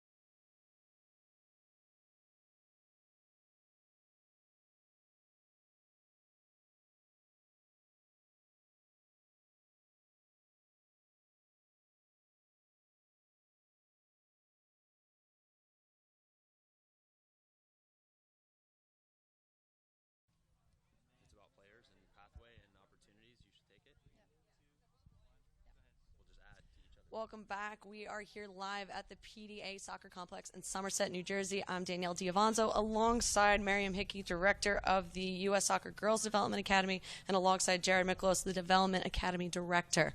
Now, this is a very historic moment in the U.S. Soccer Development Academy history. Can you talk about the excitement behind this opening weekend? Yeah, absolutely. For us, it's been over a year of planning and multiple years of research and communication with clubs and leadership about how we can make this the best program it can be and to provide opportunities for youth players and specifically female players. And I think right now today, anyone who's watching, no matter what point they're at in their career, they can see that the Girls Development Academy is here, and it's going to be an opportunity for them to progress through their pathway. And we've seen on the men's side, it's been existing for 10 years now, and we're finally seeing it come to fruition on the girls' side. Can you talk about when the planning started, when you wanted to decide to maybe we can have this happen on the girls, and why now? Yeah, I think it has been a lot of research and analysis, and there's been a lot of good learning lessons on the boys' side, and those things are going to apply to the girls' program. So really the girls are the benefactor of some of the things that we've learned over the years. But really the clubs are ready, the players are ready. It's something that I think our landscape is ready for, and as we presented the idea with directors and leadership over the past few years, it's just been about tweaking it, and now's the right time to provide that opportunity. And Miriam, you come with tons and tons of knowledge and experience that you're going to be able to bring to the girls' side specifically. Can you talk about your role and what you're hoping to accomplish with the Development Academy? Yes. Our technical advisors are going to be working with the clubs. We just hired 9 of them. They'll be working with the 69 clubs all around the country, helping the clubs provide better environments for girls to develop. So yeah, very excited for the opportunities that the clubs are giving to these girls. I'm jealous, actually. So can you talk about the specific roles of these 9 technical directors you've hired? How are they going to help out all of these different clubs, and what makes it so different to what we have seen in the past? Yes, these technical advisors will be at the clubs week in, week out, watching training sessions, watching games, evaluating players, evaluating the environment, and giving meaningful feedback to the clubs how they can improve on those. Can you talk about the pathway now with these academies, how they can build into not only the youth national team, but also into the NWSL? Yeah, it's very exciting that 9 of the 10 NWSL clubs have DA programs. So there's now a full pathway for girls from little ones to pro. And that's very exciting that they can look up to pros and say, hey, that's where I want to be when I get older. Great. And then can you talk about, we've seen it on the MLS side, can you see how you hope that could be maybe a starting point to what we want to see the NWSL eventually accomplish? Yeah, I think when you see young players in an environment where they're surrounded by older players and specifically professional players, they can visualize what that pathway is. So they see the first team on TV, they see them at training, and they're in the same environment. So there's already been instances during the first month of preseason where girls are in training with NWSL first teams, and that puts it really in perspective for them, and they can see it. It becomes more real. So I think having the commitment from NWSL and from professional clubs to start to provide that opportunity or that pathway is really the most important thing that young girls can see. Last question for you. First half analysis. How do you think so far this game being on broadcast? 2 teams 0-0 at the halftime. Yeah, I think a little jitters in the beginning. You know, this is exciting for them. This is a new reality. I think they settled down and are trying to get out of pressure with skill. And yeah, I'm very happy to see that they're raising their level, and this is only the first game. They got a long future ahead of them. So when we come back, we'll have the second half action with Sky Blue-PDA versus FC Virginia here in Somerset, New Jersey.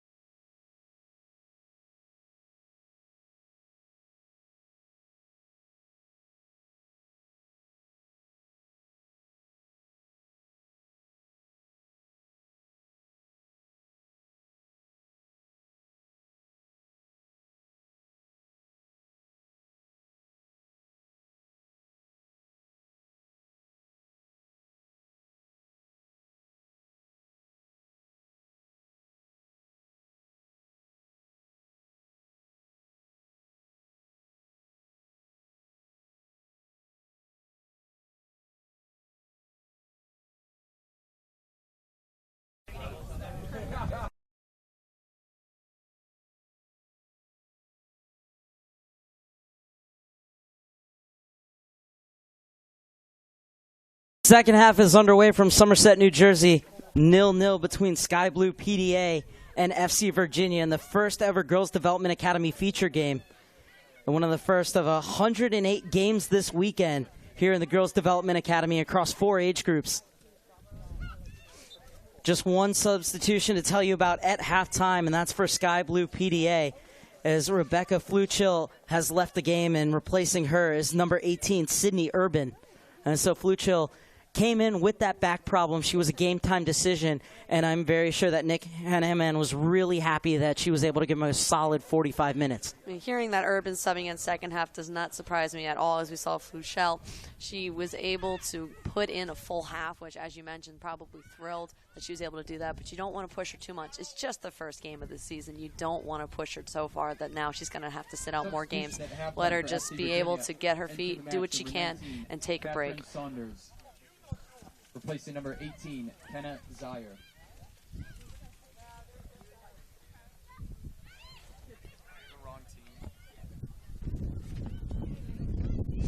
So both teams have had 15 minutes to regroup. What would you have said if you were in that Sky Blue huddle? For Sky Blue, really, it's trying not to force the play. Be patient. Don't force it. You know how to play possession. Look for the gaps and getting the 3 center midfielders to be able to support better. Oh, they could be caught on a counter here. It's a good save and swept away. Great run there by Migley to get down using that favored left foot. But again, the rebounds there from Lembrick. Eventually, if you want FC Virginia, it needs to crash that net so they can try to take advantage of those rebounds and put it on frame. And a bit of an awkward back pass, but well dealt with by Nadia Zupek. Zupek there just clearing it out of danger, allowing her team to get back, regroup, get their shape, and making sure that they're finding their marks.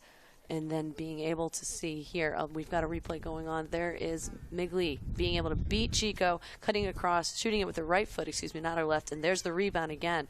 We got the clear out from Sky Blue PDA defender. But again, you need, if you're FC Virginia, you got to crash that net and make sure you take advantage of any rebounds that are going to be given up by Limbrick. And at the same time, if you're Migley, you're thinking maybe I want to put that maybe further away from goal just a bit.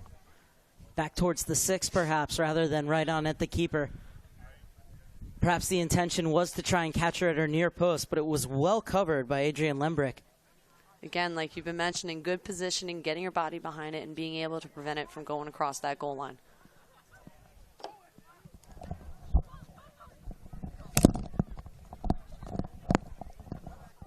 It's really back and forth here to start this second half, but FC Virginia doing a good job in recover. And it's out wide for McIntyre. Well cut off by McCaw.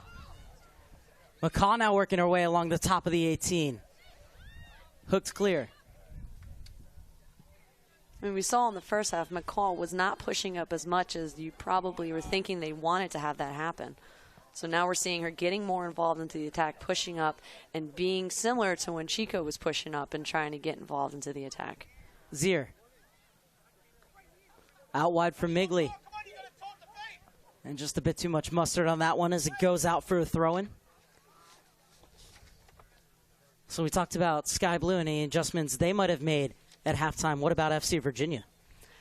For FC Virginia, it's keep doing what you're doing in regards to the possession, making sure that when you win the ball, play smart, look to switch it. I know a couple times you saw Theoret, you'd hear the coaching staff telling her, go, go, go, and instead she's looking to switch it wide. So there may be an opportunity where maybe they're trying to tell Theoret, if you have the one-on-one, take the player on and beat her and try to look at goal, because we've already seen she can strike a ball from distance. But really, it's keeping their composure and making sure that they just keep doing what they're doing. Eventually something's going to go in as long as they're playing their game.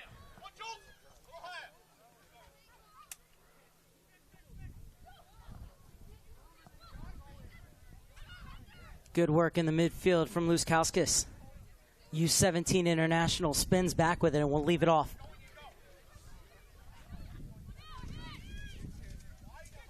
Seeing some of Urban's first touches of the game. They're being able to keep possession, turn it, reload, recycle, see if we can go back the other way. Well, you took the words right out of my mouth. The thing I was thinking is, I'm really impressed with the decision-making of these ladies. Oh, agreed. You see that, and that's really what they want to do in this development academy, being able to have players who not only can do the technical abilities, dribble, pass, shoot, all the basics, but being able to use their brains, think, and to make these game decisions. Well, it's a good ball inside, but it's well defended by Hagen, and she'll win the free kick for FC Virginia. Laskauskas there looking like just a little extra push on the back when she realized she wasn't going to be able to win that ball. In this case, though, now let's see with FC Virginia. Can they play quickly, work it, ping, in the middle, back out wide, and try to work their way up? It looks to be a bit of a change in formation for FC Virginia, as now McIntyre has come out wide on this near side, and in the middle it's Jones, and if that ball's pulled back to her, she's going to get on the end of it in the center. Instead, it's into the arms of Limbrick, who had her near post covered. Migley is getting to the end line. All that's lacking is that final ball. That and being able to have the whole team shift forward and being able to give more options in the box, either in the box or having a player as a backdrop option to just lay it in.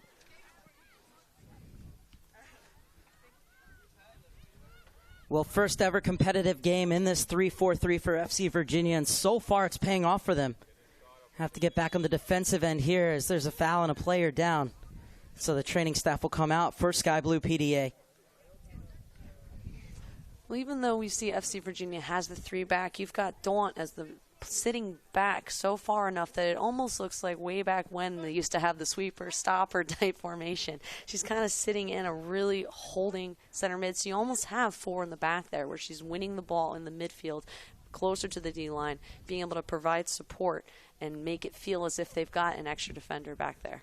And Sanhaji was the recipient of that barge in the back and fell awkwardly on her shoulder. I hope that she's okay. Sanhaji has been a very strong player today. One thing you told me from when you came out to practice this week is that she looked so technical, and that's what we've noticed so far. She loves to get that ball and take on players, especially getting it on the wing and cutting inside, and she's been impressive on that today. As you get a good look at the U.S. coaching staff, the scouts are out today. Not only actual U.S. youth coaches with the U15, 16, 17s, but you also have the technical advisors, and there's 9, 1 for each of the regions. Well, even that, so you see they are here. They're not only looking at the player development, but they're also watching the coaching staff. They're looking at the environment, and I know even in the halftime interview there, they are commenting saying, "Oh, we're liking what we see with the coaches being able to keep being able to instruct and not be too much of, as you would say, a FIFA where you're trying to have the player do every single thing, telling them every move. Instead, you're giving them direction, letting the players just play and try to figure it out on their own." And she also mentioned what's funny with the parents on the sideline behaving themselves, as we've heard some horror stories of parents being crazy on the sidelines. Oh, it was a good second ball in, but Stupek off her line with authority to claim. So it looks like Sanhaji's day is done. Second substitution about to be prepared for Sky Blue PDA. For the moment, they're playing with 10 women, but they have the ball. And they had a great opportunity there. Ramirez almost getting on it, but a great save from Stupek coming out and just smothering that ball and being able to clean up the rebound as well, so that way Sky Blue PDA could not get something off that play. It's going to be Arujo to check in as we take a look at this free kick. And it was played into the melting pot, and they win that first ball, and then that second ball, so important as well. And like you said, Ramirez almost latched onto it. Stupek has been very confident off her line, though, today. That and Loeffler, too, getting a great header into the box to create that opportunity for Ramirez. And Stupek, even though we said she's an 03, a little bit younger, she's been showing that she's keeping up with these older girls very well. So a substitution has been made as Jamie Arujo is coming in for the injured Reina Sanhaji. Arujo, 16-year-old, committed to Duquesne, which is out in western Pennsylvania. So another player who's going to go on to that D1 level from the Sky Blue PDA program. And with Sky Blue PDA now, they've already used 2 of their 3 subs. It'll be interesting later on in the game how this game is managed. It's a bit interesting. Everybody coming in with new rules. It's 5 subs with 3 stoppages. Halftime doesn't count as a stoppage, though. So at the moment, there's still 2 more stoppages for Sky Blue PDA side that to start this second half has really been knocking on the door. But it's Stupek there to quell the danger once again. the youngest player at the moment looks to be the one with the coolest head for FC Virginia. Well, it might be a tough comparison there. Our competition, though, between her other teammate, Theoret, and Migley doing well. But, yes, Stupek has been playing phenomenally well so far, despite being the youngest player on this field and not being their typical #1 keeper. Well, it's a good header from Ramirez, and Stupek able to reach and keep it out. Excellent work to keep that from going over the line. Ramirez's looping header almost beat those outstretched arms. Again, you look at Ramirez and say she may not have the size, but, man, is she incredible in the air. You get the long ball feed in from McCall all the way across the field, back in that right box corner. Ramirez, high looping header, and what a great push out by Stupek just to keep the ball in front of that line and quickly recover for the save. Ramirez, alongside substitute Olivia Goldsberry, both joined this summer from GFA. And Columbia is getting a real gem up top in Ramirez when she does make her way into the Ivy League. So Hagen there, just a great defensive stop, be able to slow Pilla down and force the ball out of bounds. And now you're seeing the whole FC Virginia team shift over and get their shape and regroup again.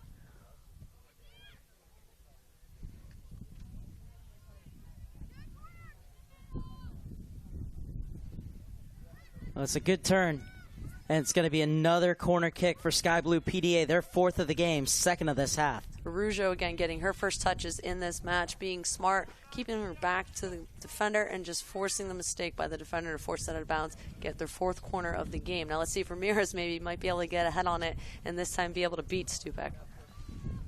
Well, keeper stays on her line. Leffler was unable to get to it. Ramirez tried to put it back across goal. It was a smart header from her, but it was FC Virginia who reacted first.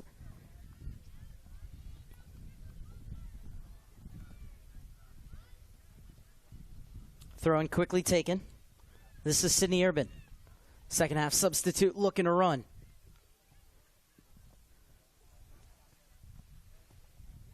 Sellers with the header, pumped right back the other way. And Stupek smothers the loose ball. Once again, great job by FC Virginia's 3-back line to stay composed even though they're under pressure and danger, still being able to keep the ball away from net. And Stupek coming out and smothering that ball again, preventing Pilla, who's charging at the net, preventing Pilla from being able to get an opportunity for herself. Well, FC Virginia have been on the back foot, but they've dealt with it well and now get a chance to catch a quick breather as they're going to take this throw-in on the far side.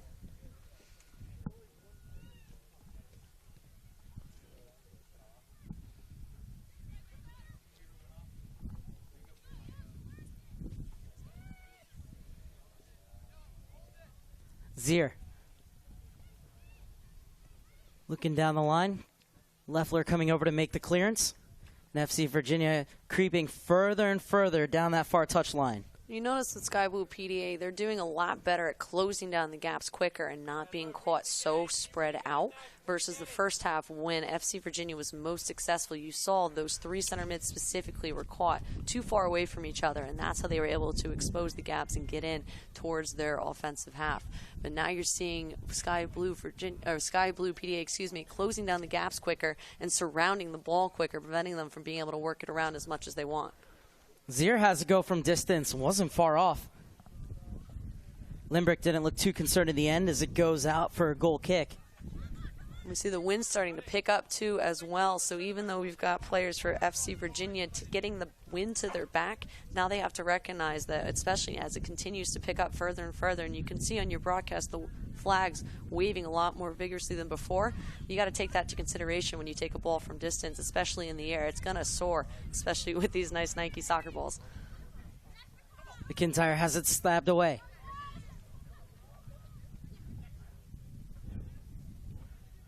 That was excellent work to win that back for FC Virginia.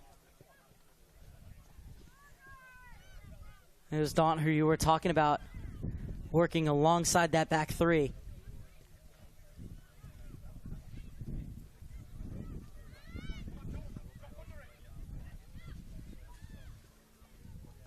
That's a strong turn from Pilla. Muscles off a defender. Leaves it off out wide for Ramirez. Ramirez gets to the end line. It was a good job to pull it across. but well stationed was the Virginia defender. Still more work to be done. And now it's Virginia's turn to try and go the other way. It's been Sky Blue PDA who's done all the running early in this second half. They come out with a lot more energy. They're a lot more composed than they were in the first half. As I mentioned several times in the beginning, you saw Sky Blue PDA was very frantic, a little stiff. Their touches were really off. And now that they've settled in and become more comfortable on their home field, especially when you have the home field advantage, now you're seeing they're getting into their rhythm and they're starting to play their style that they want to play. McCall comes into the center. As pumped in, and Sellers able to get it away from Ramirez, but Stupek won't get to it in time.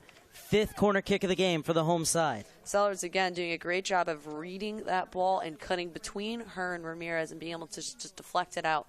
Again, it's always a coaching decision whether you want to give up corners or not, but in that situation, you're better off giving up a corner and having the time to regroup and get yourself settled than allowing Ramirez to get that look on frame.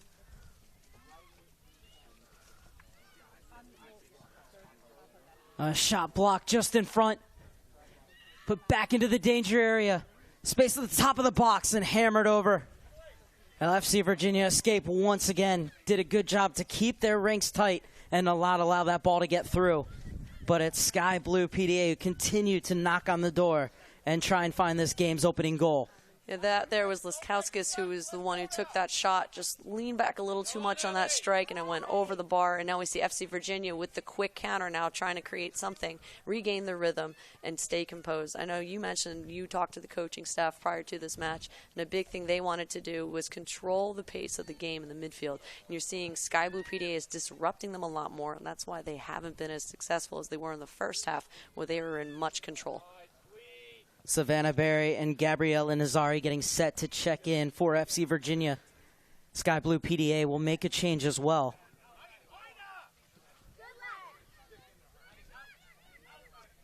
A battle for the moment in the center circle, but Luskowskis turns out of the pressure.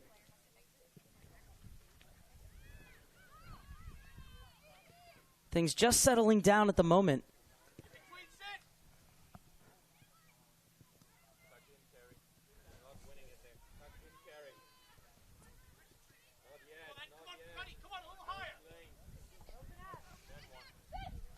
See Virginia just trying to be patient and try to wait for that bad pass to interrupt. Now they're going to close down that space.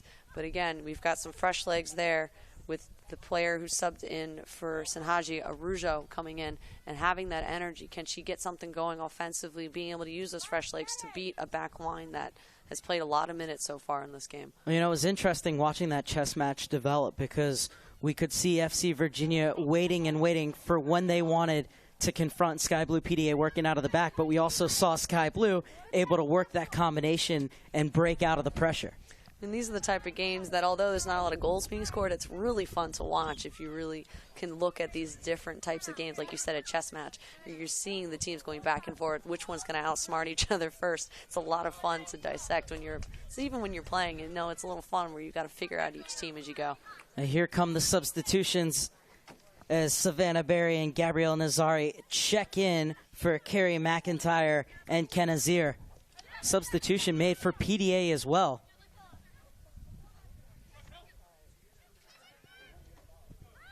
It's getting back is Haugen.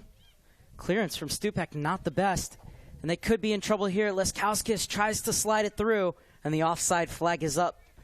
But the referee will wave it off as Stupek picked up the loose ball.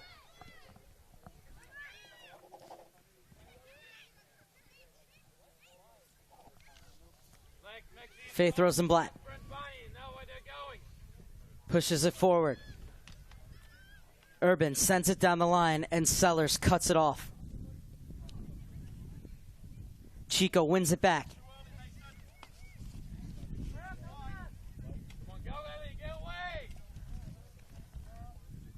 Wheeler's the furthest forward as she looks to chase it down for FC Virginia. Ushered away from her. And now Sky Blue PDA look to chisel their way down the far flank.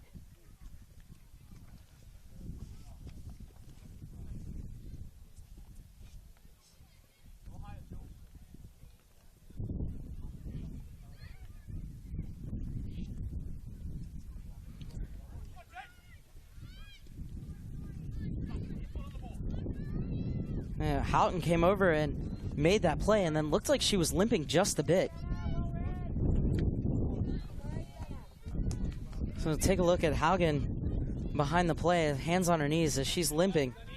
Done a good job cutting over to make those interceptions along that back three. As you mentioned, she still keeps bending over. Looks like it might be a hamstring. She keeps grabbing her face, looking like she's in a bit of pain, so maybe there'll be another substitution coming in soon, or depending on how long she's going to try to push through it, or if she can push through it. Looking over, though, at the moment, there's no activity on that FC Virginia bench. So it looks like she's going to look to play on Victoria Haugen, 2002, out of Burstow, VA. Replacing number 2. It'll be something to keep an eye on, though, if she continues to kind of see if she's pushing through it or not. Is that someone that you try to force the attack towards? Do you go to that side? Do you try to take advantage of a player who right now looks like she's trying to push through that injury? Leskowskis cut inside Daunt, but couldn't get by the second defender in Theoret.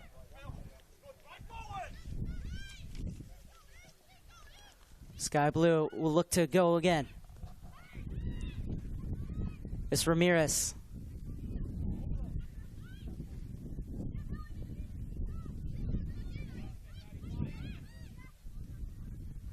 Rosenblatt, lovely ball played in. Ramirez! First ever goal in Girls Development Academy history for Sky Blue PDA, and it's Natalia Ramirez who gives the home side the 1-0 lead. Great chip ball over the top. You saw there was a slight deflection from the defense, but Ramirez reading that deflection well, getting around Stupak with a quick little touch to her left, and then an open net finish there. And again, you're seeing Haugen kind of leading down on her knees. Still, you know, she was able to defend pretty well and hold up. But here's the chip ball into the box. The first deflection, second ball in. Ramirez, quick touch with her right foot, pushing through, left foot inside. Volley into the back of the net for the first ever goal for Sky Blue PDA at the U16-17 level. It was a deft touch to evade the on-rushing Nadia Stupak. And Natalia Ramirez, a bit of immortality for her in the history books for Sky Blue PDA. And they have the 1-0 lead. Ramirez staying absolutely under control. Again, another technical player, and you see she likes to play with her feet, especially with the insides there. Just an easy touch around, having the awareness and the no fear of, okay, Stupak's coming at me, fine, I'll just touch the ball around you. And despite being under pressure, again, maintaining that composure and getting that finish. Pillenau with a beautiful chest volley, penetrating forward, going to goal. Let's see if she can create something out of this, too. Pilla showing her strength, rides the challenge from Haugen, who gets the block in. That's a great one-on-one battle, and 67th minute, scored by number 26. Haugen's still down, but that was a Herculean effort to get back and make that block. See Haugen there again, just putting everything on the line, getting her body in front, and even as she's jogging, you can see she's overcompensating a little bit on that left side. And was slow to get up to start, and they've paused the game here. This is really smart refereeing from Magda Zierkowski out of the New Jersey Association. I mean, give credit, Haugen has been doing a great job all game shutting down the left side for a long time, being able to shut down Pilla and not really give her looks. And you can see her mouthing it's a hamstring, not feeling too good, talking with the coaching staff now. But a phenomenal effort all game, and even despite, you can tell it was irritating her, she still pushed through and stayed strong defensively. Victoria Haugen out of Patriot High School in Bristow, Virginia. An excellent match, and unfortunately injury will bring it to an end, but what a great ball over the top from Rosenblatt. Just required that flick on, and that touch, a striker's touch really, to evade the goalkeeper and then put it in. We all knew that Ramirez was capable of it, and she showed it there. And even that angle, it's a little bit close up, but if you had a further out shot, you can see just the run that she made to get into that as well, where you can't even see her. Now she's coming across the screen as there's a deflection there. She's finally getting into frame because she's coming all the way from the right into the middle, being aware of where that ball is going to go and getting that touch around and getting that ball into the back of the net. Great field awareness there from Ramirez. Great movement off the ball and continuing to move the ball in the direction she wanted to go, away from Stupak and into the back of the net. Grace Fitzgerald has come in for Victoria Haugen. Fitzgerald out of South Riding, Virginia, Freedom High School. Another one of the younger players is an 0-2 playing in this 16-17 age group. So Fitzgerald will join that back line. But it's PDA who's pushing for the second goal. Well, even at this age group, too, you really looking at the field, you would have a hard time trying to figure out who's an 0-2 and who's an 0-1 without a cheat sheet on hand. A lot of these girls, they're all pretty much built at this point pretty similar. Some of them may still get a couple inches of growth, who knows, but they're pretty solid at this point, and you don't see too much of a difference, and that's what makes it easier, too, for these players at this level to play up into the U19 level. As we saw another replay of that goal, I mean, how important is it to have a center back who can play a ball with that kind of pace and precision like Faith Rosenblatt did? It was a great, beautiful chip ball into the box. Perfect amount of power and pace, and getting her foot up to have that backspin to delay it enough into the air and not overkill it. Great feed both ways and great battle, even though, again, the mishit from the defender, she got her head on it, but you still had pressure there from another Sky Blue PDA player ready to flick the ball onto Ramirez. Laskowskis. Well stepped in, and the break could be on here for Virginia. Well cut out. That's excellent defending from Rosenblatt. Pilla wants to run again. Virginia entering the match, number 15, Squares up to Grace Fitzgerald. Replacing number 20, Victoria Haugen. Well, it's another dangerous ball in, but it's well dealt with. Just missing that back post run there. Ramirez too far wide, and you didn't really have anybody else in the box to put pressure on it. Barry plays it forward. Wheeler chasing, but this one will come all the way into the box for Arden Limbrick. The FC Virginia now has to stay composed and regain themselves. Right now, you're seeing they're starting to get a little more frantic. They're starting to force passes more than they were previously. Again, in the first half, they were very composed, settled, playing the ball on the ground, passing to feet, and trying to keep possession. Now they're getting a little more frantic. Now you're starting to see some balls over the top, forcing it. They need to settle down, stay composed, and one of these players, maybe Thera, maybe who knows, but somebody needs to step up and get this team to relax so they can play their style again. Well, they're being run at again here. Laskowskis.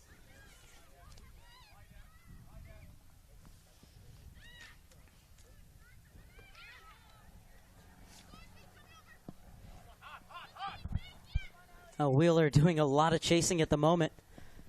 Almost able to win it back, though, for FC Virginia, but it's Sky Blue PDA who maintained possession.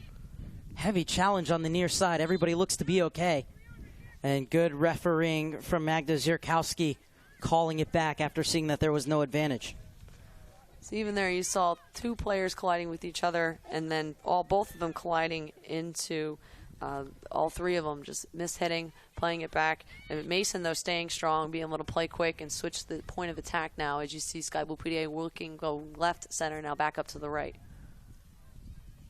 Mason, just 14 years old, came on as a second-half substitute, but has already been in the U14 and U16 youth national team camps. Last one coming in March of 2016 in Chula Vista. Well, definitely a player that this technical staff knows very well, not only on PDA, but for the U.S. national teams as well.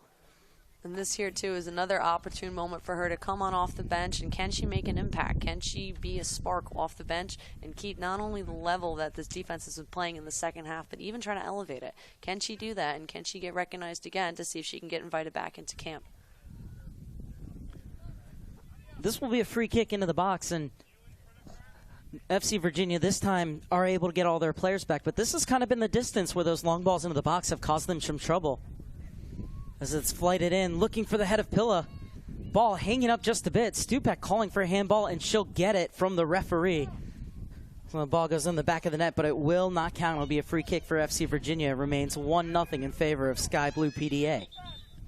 And already they were trying to play quick, but you see there the ref calling it back, making sure the ball is settled, and now we have to see how Stupak kind of adjusts. You can't play as quick out now that the team has shifted and it's ready to go. Now she's going to go long instead.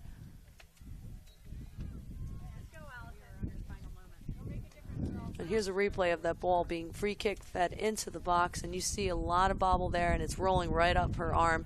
again, over and over, trying to hit it up with her elbow there. Great call by the referee, as that's kind of an obvious handball in that situation there by by number 17. A long effort, just didn't dip in time. It'll be a goal kick for FC Virginia. But, I mean, I don't think I've ever seen a ball hang up like that on a free kick. Really touched off about 3 or 4 different players' arms there, and I think in that one the defense gets the benefit of the doubt. Well, that one, too, you see the angle where the referee was. You see Luffler's elbow out, and it's practically sitting on her arm. So that's where you're going to give the call. It's a little bit easier from that angle to say, okay, fine, we're going to give it a call going for FC Virginia's favor, because we see Luffler's arm out like a chicken wing balancing the ball. Allison Ambrosky has checked in for FC Virginia, replacing Brooke Jones. Sky Blue PDA getting ready to make a few more changes as well. 5 substitutions allowed in this development academy over 3 moments. It's another shot from outside the box. This time, scored wide. Substitution for FC Virginia. Entering the match, number 5, Allison Ambrosky.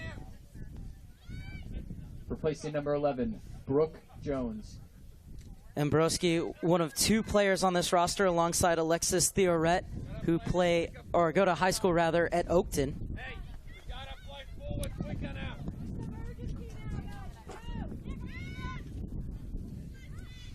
It's getting set to check in for Sky Blue PDA.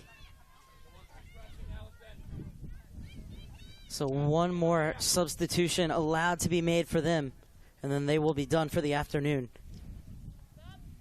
So you can already hear the FC Virginia bench saying, we need to have a sense of urgency now. We need to win the ball and try to get it forward. But for now, for them, it's just trying to stay composed first, win that possession, and once you have it, you need that sense of urgency. But can you still do it in a manner where you're keeping possession rather than just trying to force it? So it'll be Anna Zunova to come in. Just waiting to see whose number comes up.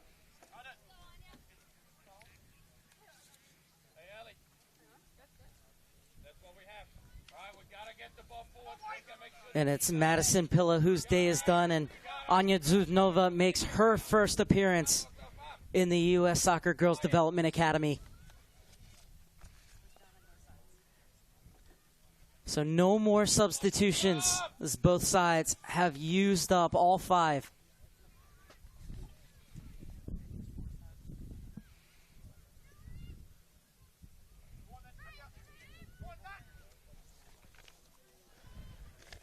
As the goal scorer, Ramirez, lays it off for Chico getting into the attack. Oh, puts in a dangerous ball, but a foul is called. It's a free pass out of the back for FC Virginia. We got Dunzanova there getting the foul call, just using her body a little too much rather than going for the ball. And now you see if she can finally get a touch, is there something that she can do? Can she keep up that energy that we saw Pilla have on that left flank all game long?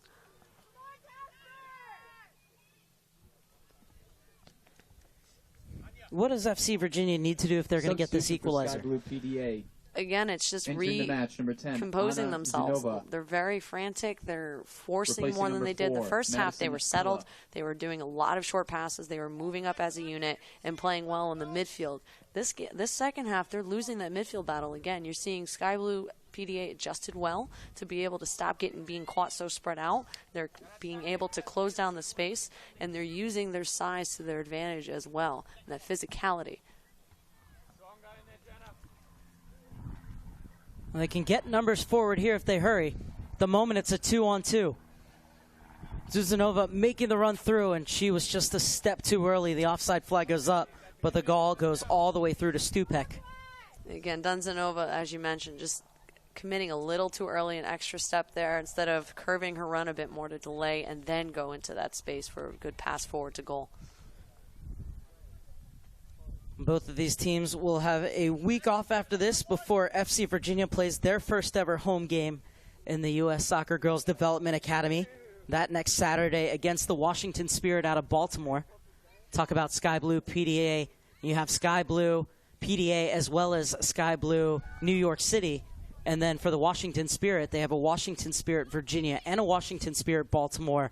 And all of those teams, well, both of those Washington Spirit teams as well as the Sky Blue PDA team in the Mid-Atlantic Division Well, it'll be the Northeast Division for Sky Blue New York City, but that's those 4 teams that make it 11 affiliates for the 9 NWSL clubs. And meanwhile, PDA Sky Blue will continue here at home on Saturday as they will face off against the other Washington Spirit in Washington Spirit, Virginia. But it'll be really interesting in the first ever all NWSL affiliate battle. Especially with the Spirit, they have had a youth system for years, and they've been affiliated, whether it was the Washington Spirit or the Washington Freedom, but they've really have a great core, and you've already seen their youth teams getting involved with the Washington Spirit NWSL team.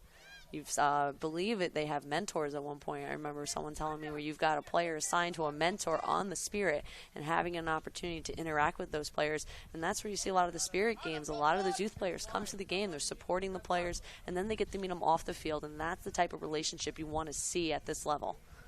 And very similarly up here in New Jersey, the Sky Blue PDA, Nick Heineman telling me that every single one of these PDA players has a season ticket to Sky Blue. And when they had their PDA night, they sold out with over 2,000 PDA affiliates going to that game. Any Sky Blue game you go to, you always see a little crowd of PDA, whether it's smaller or bigger, but you always see the PDA jerseys, whether it's the younger girls representing or the older girls wearing something that just represents PDA. And they've had that relationship for a while where Sky Blue FC used to train at these facilities before they relocated to Georgian Court University in 2014. Well, that's a real good opportunity for FC Virginia to get back into this game. Free kick from a very dangerous position. Nick Heineman, head coach, Sky Blue PDA, trying to organize his defense, as will Arden Limbrick from her goal. Limbrick at the moment has set up her wall.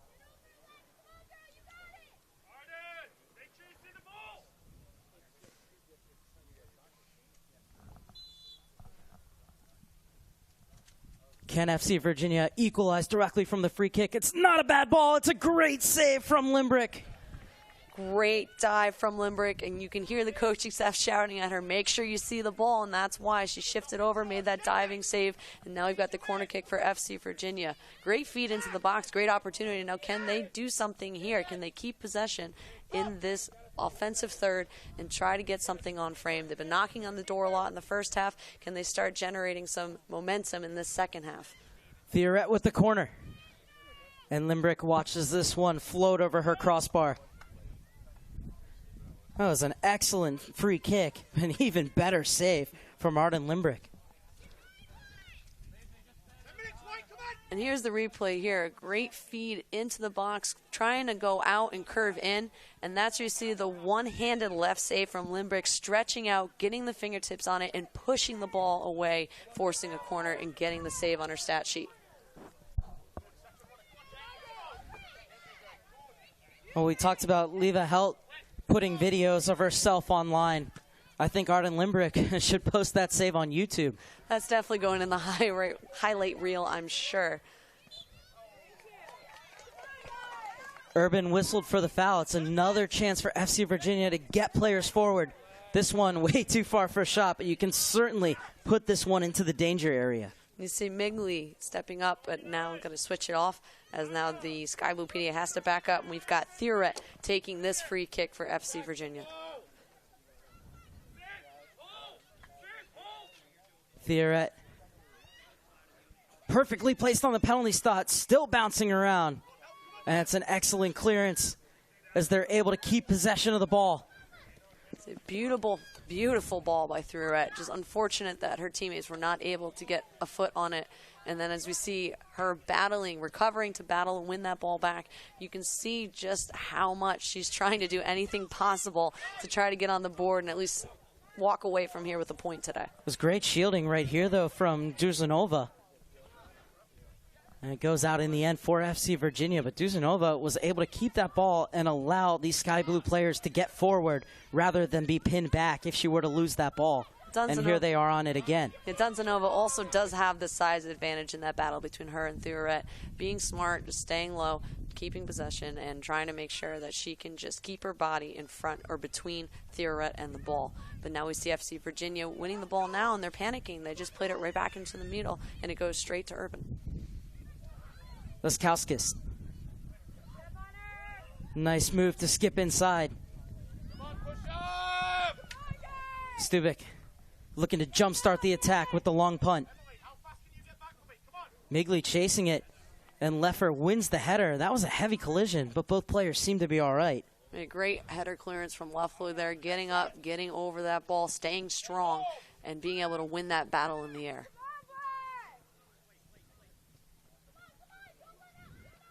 Inside the final 10 minutes, 1-0 Sky Blue PDA leads FC Virginia. The visitors pushing for an equalizer in the first ever feature game in the U.S. Soccer Girls Development Academy. Natalia Ramirez with the game's lone goal for Sky Blue PDA coming midway through this second half.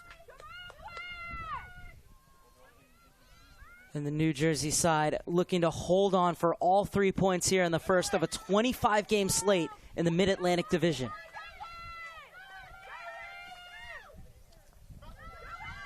Ball threaded through, looking for the run of Ellie Wheeler, well shielded off by the defense, and it comes all the way through for Arden Limbrick. I think you can see the entire bench there screaming for that through ball, just not angled wide enough to get into the path of her teammate there. Instead, going more too far central, and Wheeler not being able to get on that, rather than going a bit wider, being into the path of Wheeler, and being able to get a better chance on frame.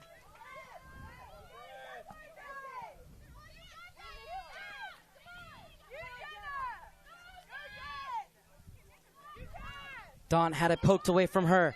Leskowskis slides it through for Duzanova. There's a good recovery. Duzanova holding on.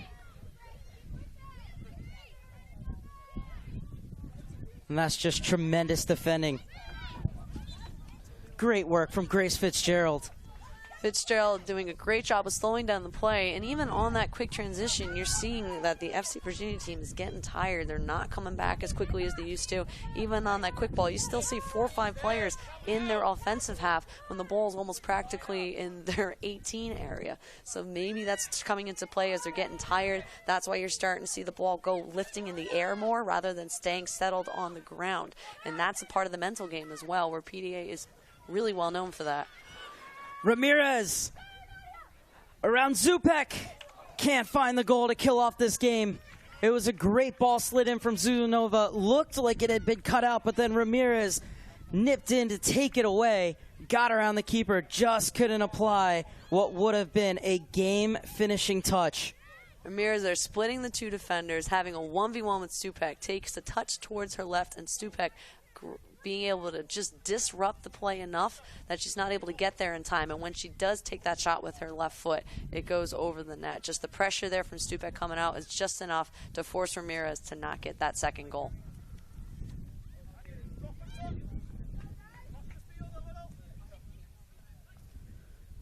So still hope for the visitors to grab an equalizer late on in Somerset.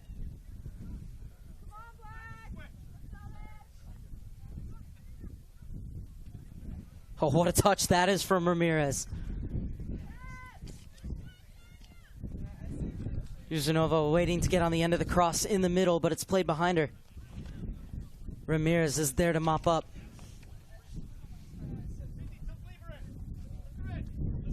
Strong defending from Dawn on the far side, still with work to do. Oh, it's whipped in. It's Leskowskis. Second opportunity. And more crucial defending from FC Virginia, if not last ditch. You wondered there if Leskowskis could have gotten a one-time shot off it. That instead, that's exactly what they were working on in practice, going near the end line, crossing it back.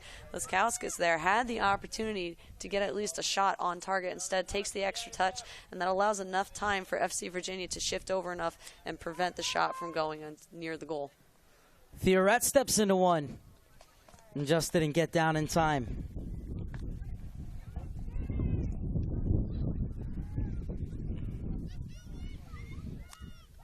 And that looks to be the second rebound from Leskowskis. That a little bit delayed on that replay, a little bit too far forward. But the first one, when that ball went across, she took 2 touches, and that was too much, a touch too much, essentially.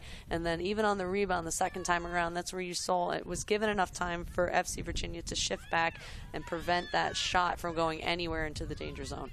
There's going to be 2 minutes of stoppage time. 2 additional minutes. 2 minutes for Sky Blue PDA to hold on for their first ever win. 2 minutes for FC Virginia to see if they can find an equalizer. dangerous touch there from Sky Blue PDA. It looks like Rosenblatt had the bad touch and fed it right into the feet. And then unfortunately just not able to get that shot off in time. And we still see the ball into that far corner now. Can FC Virginia find that last-minute equalizer to walk away with a point? It's Tigerish defending from Chico there to not allow the cross. Tremendous skill from Theoret. Throws it into the center, and it's cleared once again. And the break could be on here for Sky Blue PDA should they choose to take it. Unbelievable effort and footwork from Theoret there, dancing around 3 defenders. Just unfortunate when she feeds the ball in, her teammates aren't giving her that support that she needs to keep the play going forward.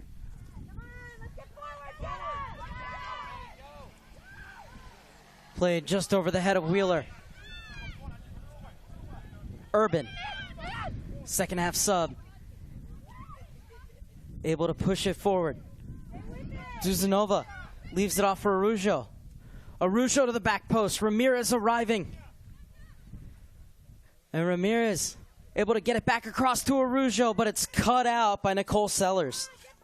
Great save from Sellers there. Again, Laskowski got the first touch, just unable to get the second touchdown in time. But Ramirez wide open on that post, serves it in, and then we see the counter the other way. Theoret pushes it forward, looking for the run of Wheeler, but coming out is Limbrick.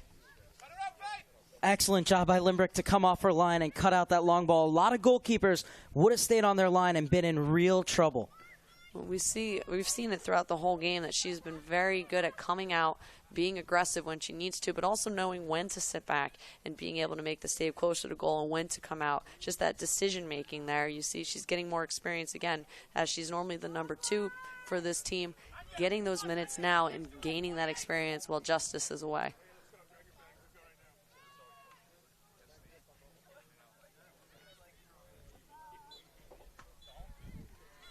In the first ever feature Girls Development Academy match, it is Sky Blue PDA who prevails 1-0 over FC Virginia on a goal from Natalia Ramirez. Final thoughts, Daniela D'Annunzio. Today's final With this match, I got to say Ramirez shown as a bright star this second half. She completely changed the game for Sky Blue PDA offensively, was getting more touches on the ball, more opportunities on net. FC Virginia the first half, I thought they had the better showing. Second half, they got more frantic. They weren't able to settle the ball, and when they started to feel frustrated, it just kept going downhill. They lost the momentum, they lost their style of play, and just started to kick and force. And that's where you saw Sky Blue PDA was able to take advantage there. They closed down the middle more, won the ball, and they were able to keep the momentum on their side for the rest of the match. After watching this first game, what are you most excited about from the Development Academy? I'm excited that there is this platform for the girls' side to have an opportunity to be able to be involved in an academy where you train 4 days a week, you're getting these tough competitive games, and you're just in an environment that encourages you to develop rather than just focusing on winning all the time. A historic day comes to an end. Natalia Ramirez, the hero, goal midway through the second half for the 1-0 win for Sky Blue PDA, who will be at home again on Saturday when they take on Washington Spirit Virginia. But for now, for Danielle D'Avanzo, I'm Mark Serber saying thank you so much for tuning in as it finishes Sky Blue PDA 1, FC Virginia 0. We will be back with you next week for the kickoff of the Boys Development Academy season. That one, the Columbus Crew versus Crew Wolves SC, will be coming to you from Columbus, Ohio. But for one more time from Somerset, New Jersey, a historic day comes to an end in the U.S. Soccer Girls Development Academy. The first feature game going the way of Sky Blue PDA, 1-0 over FC Virginia. Thank you for watching and have a wonderful day.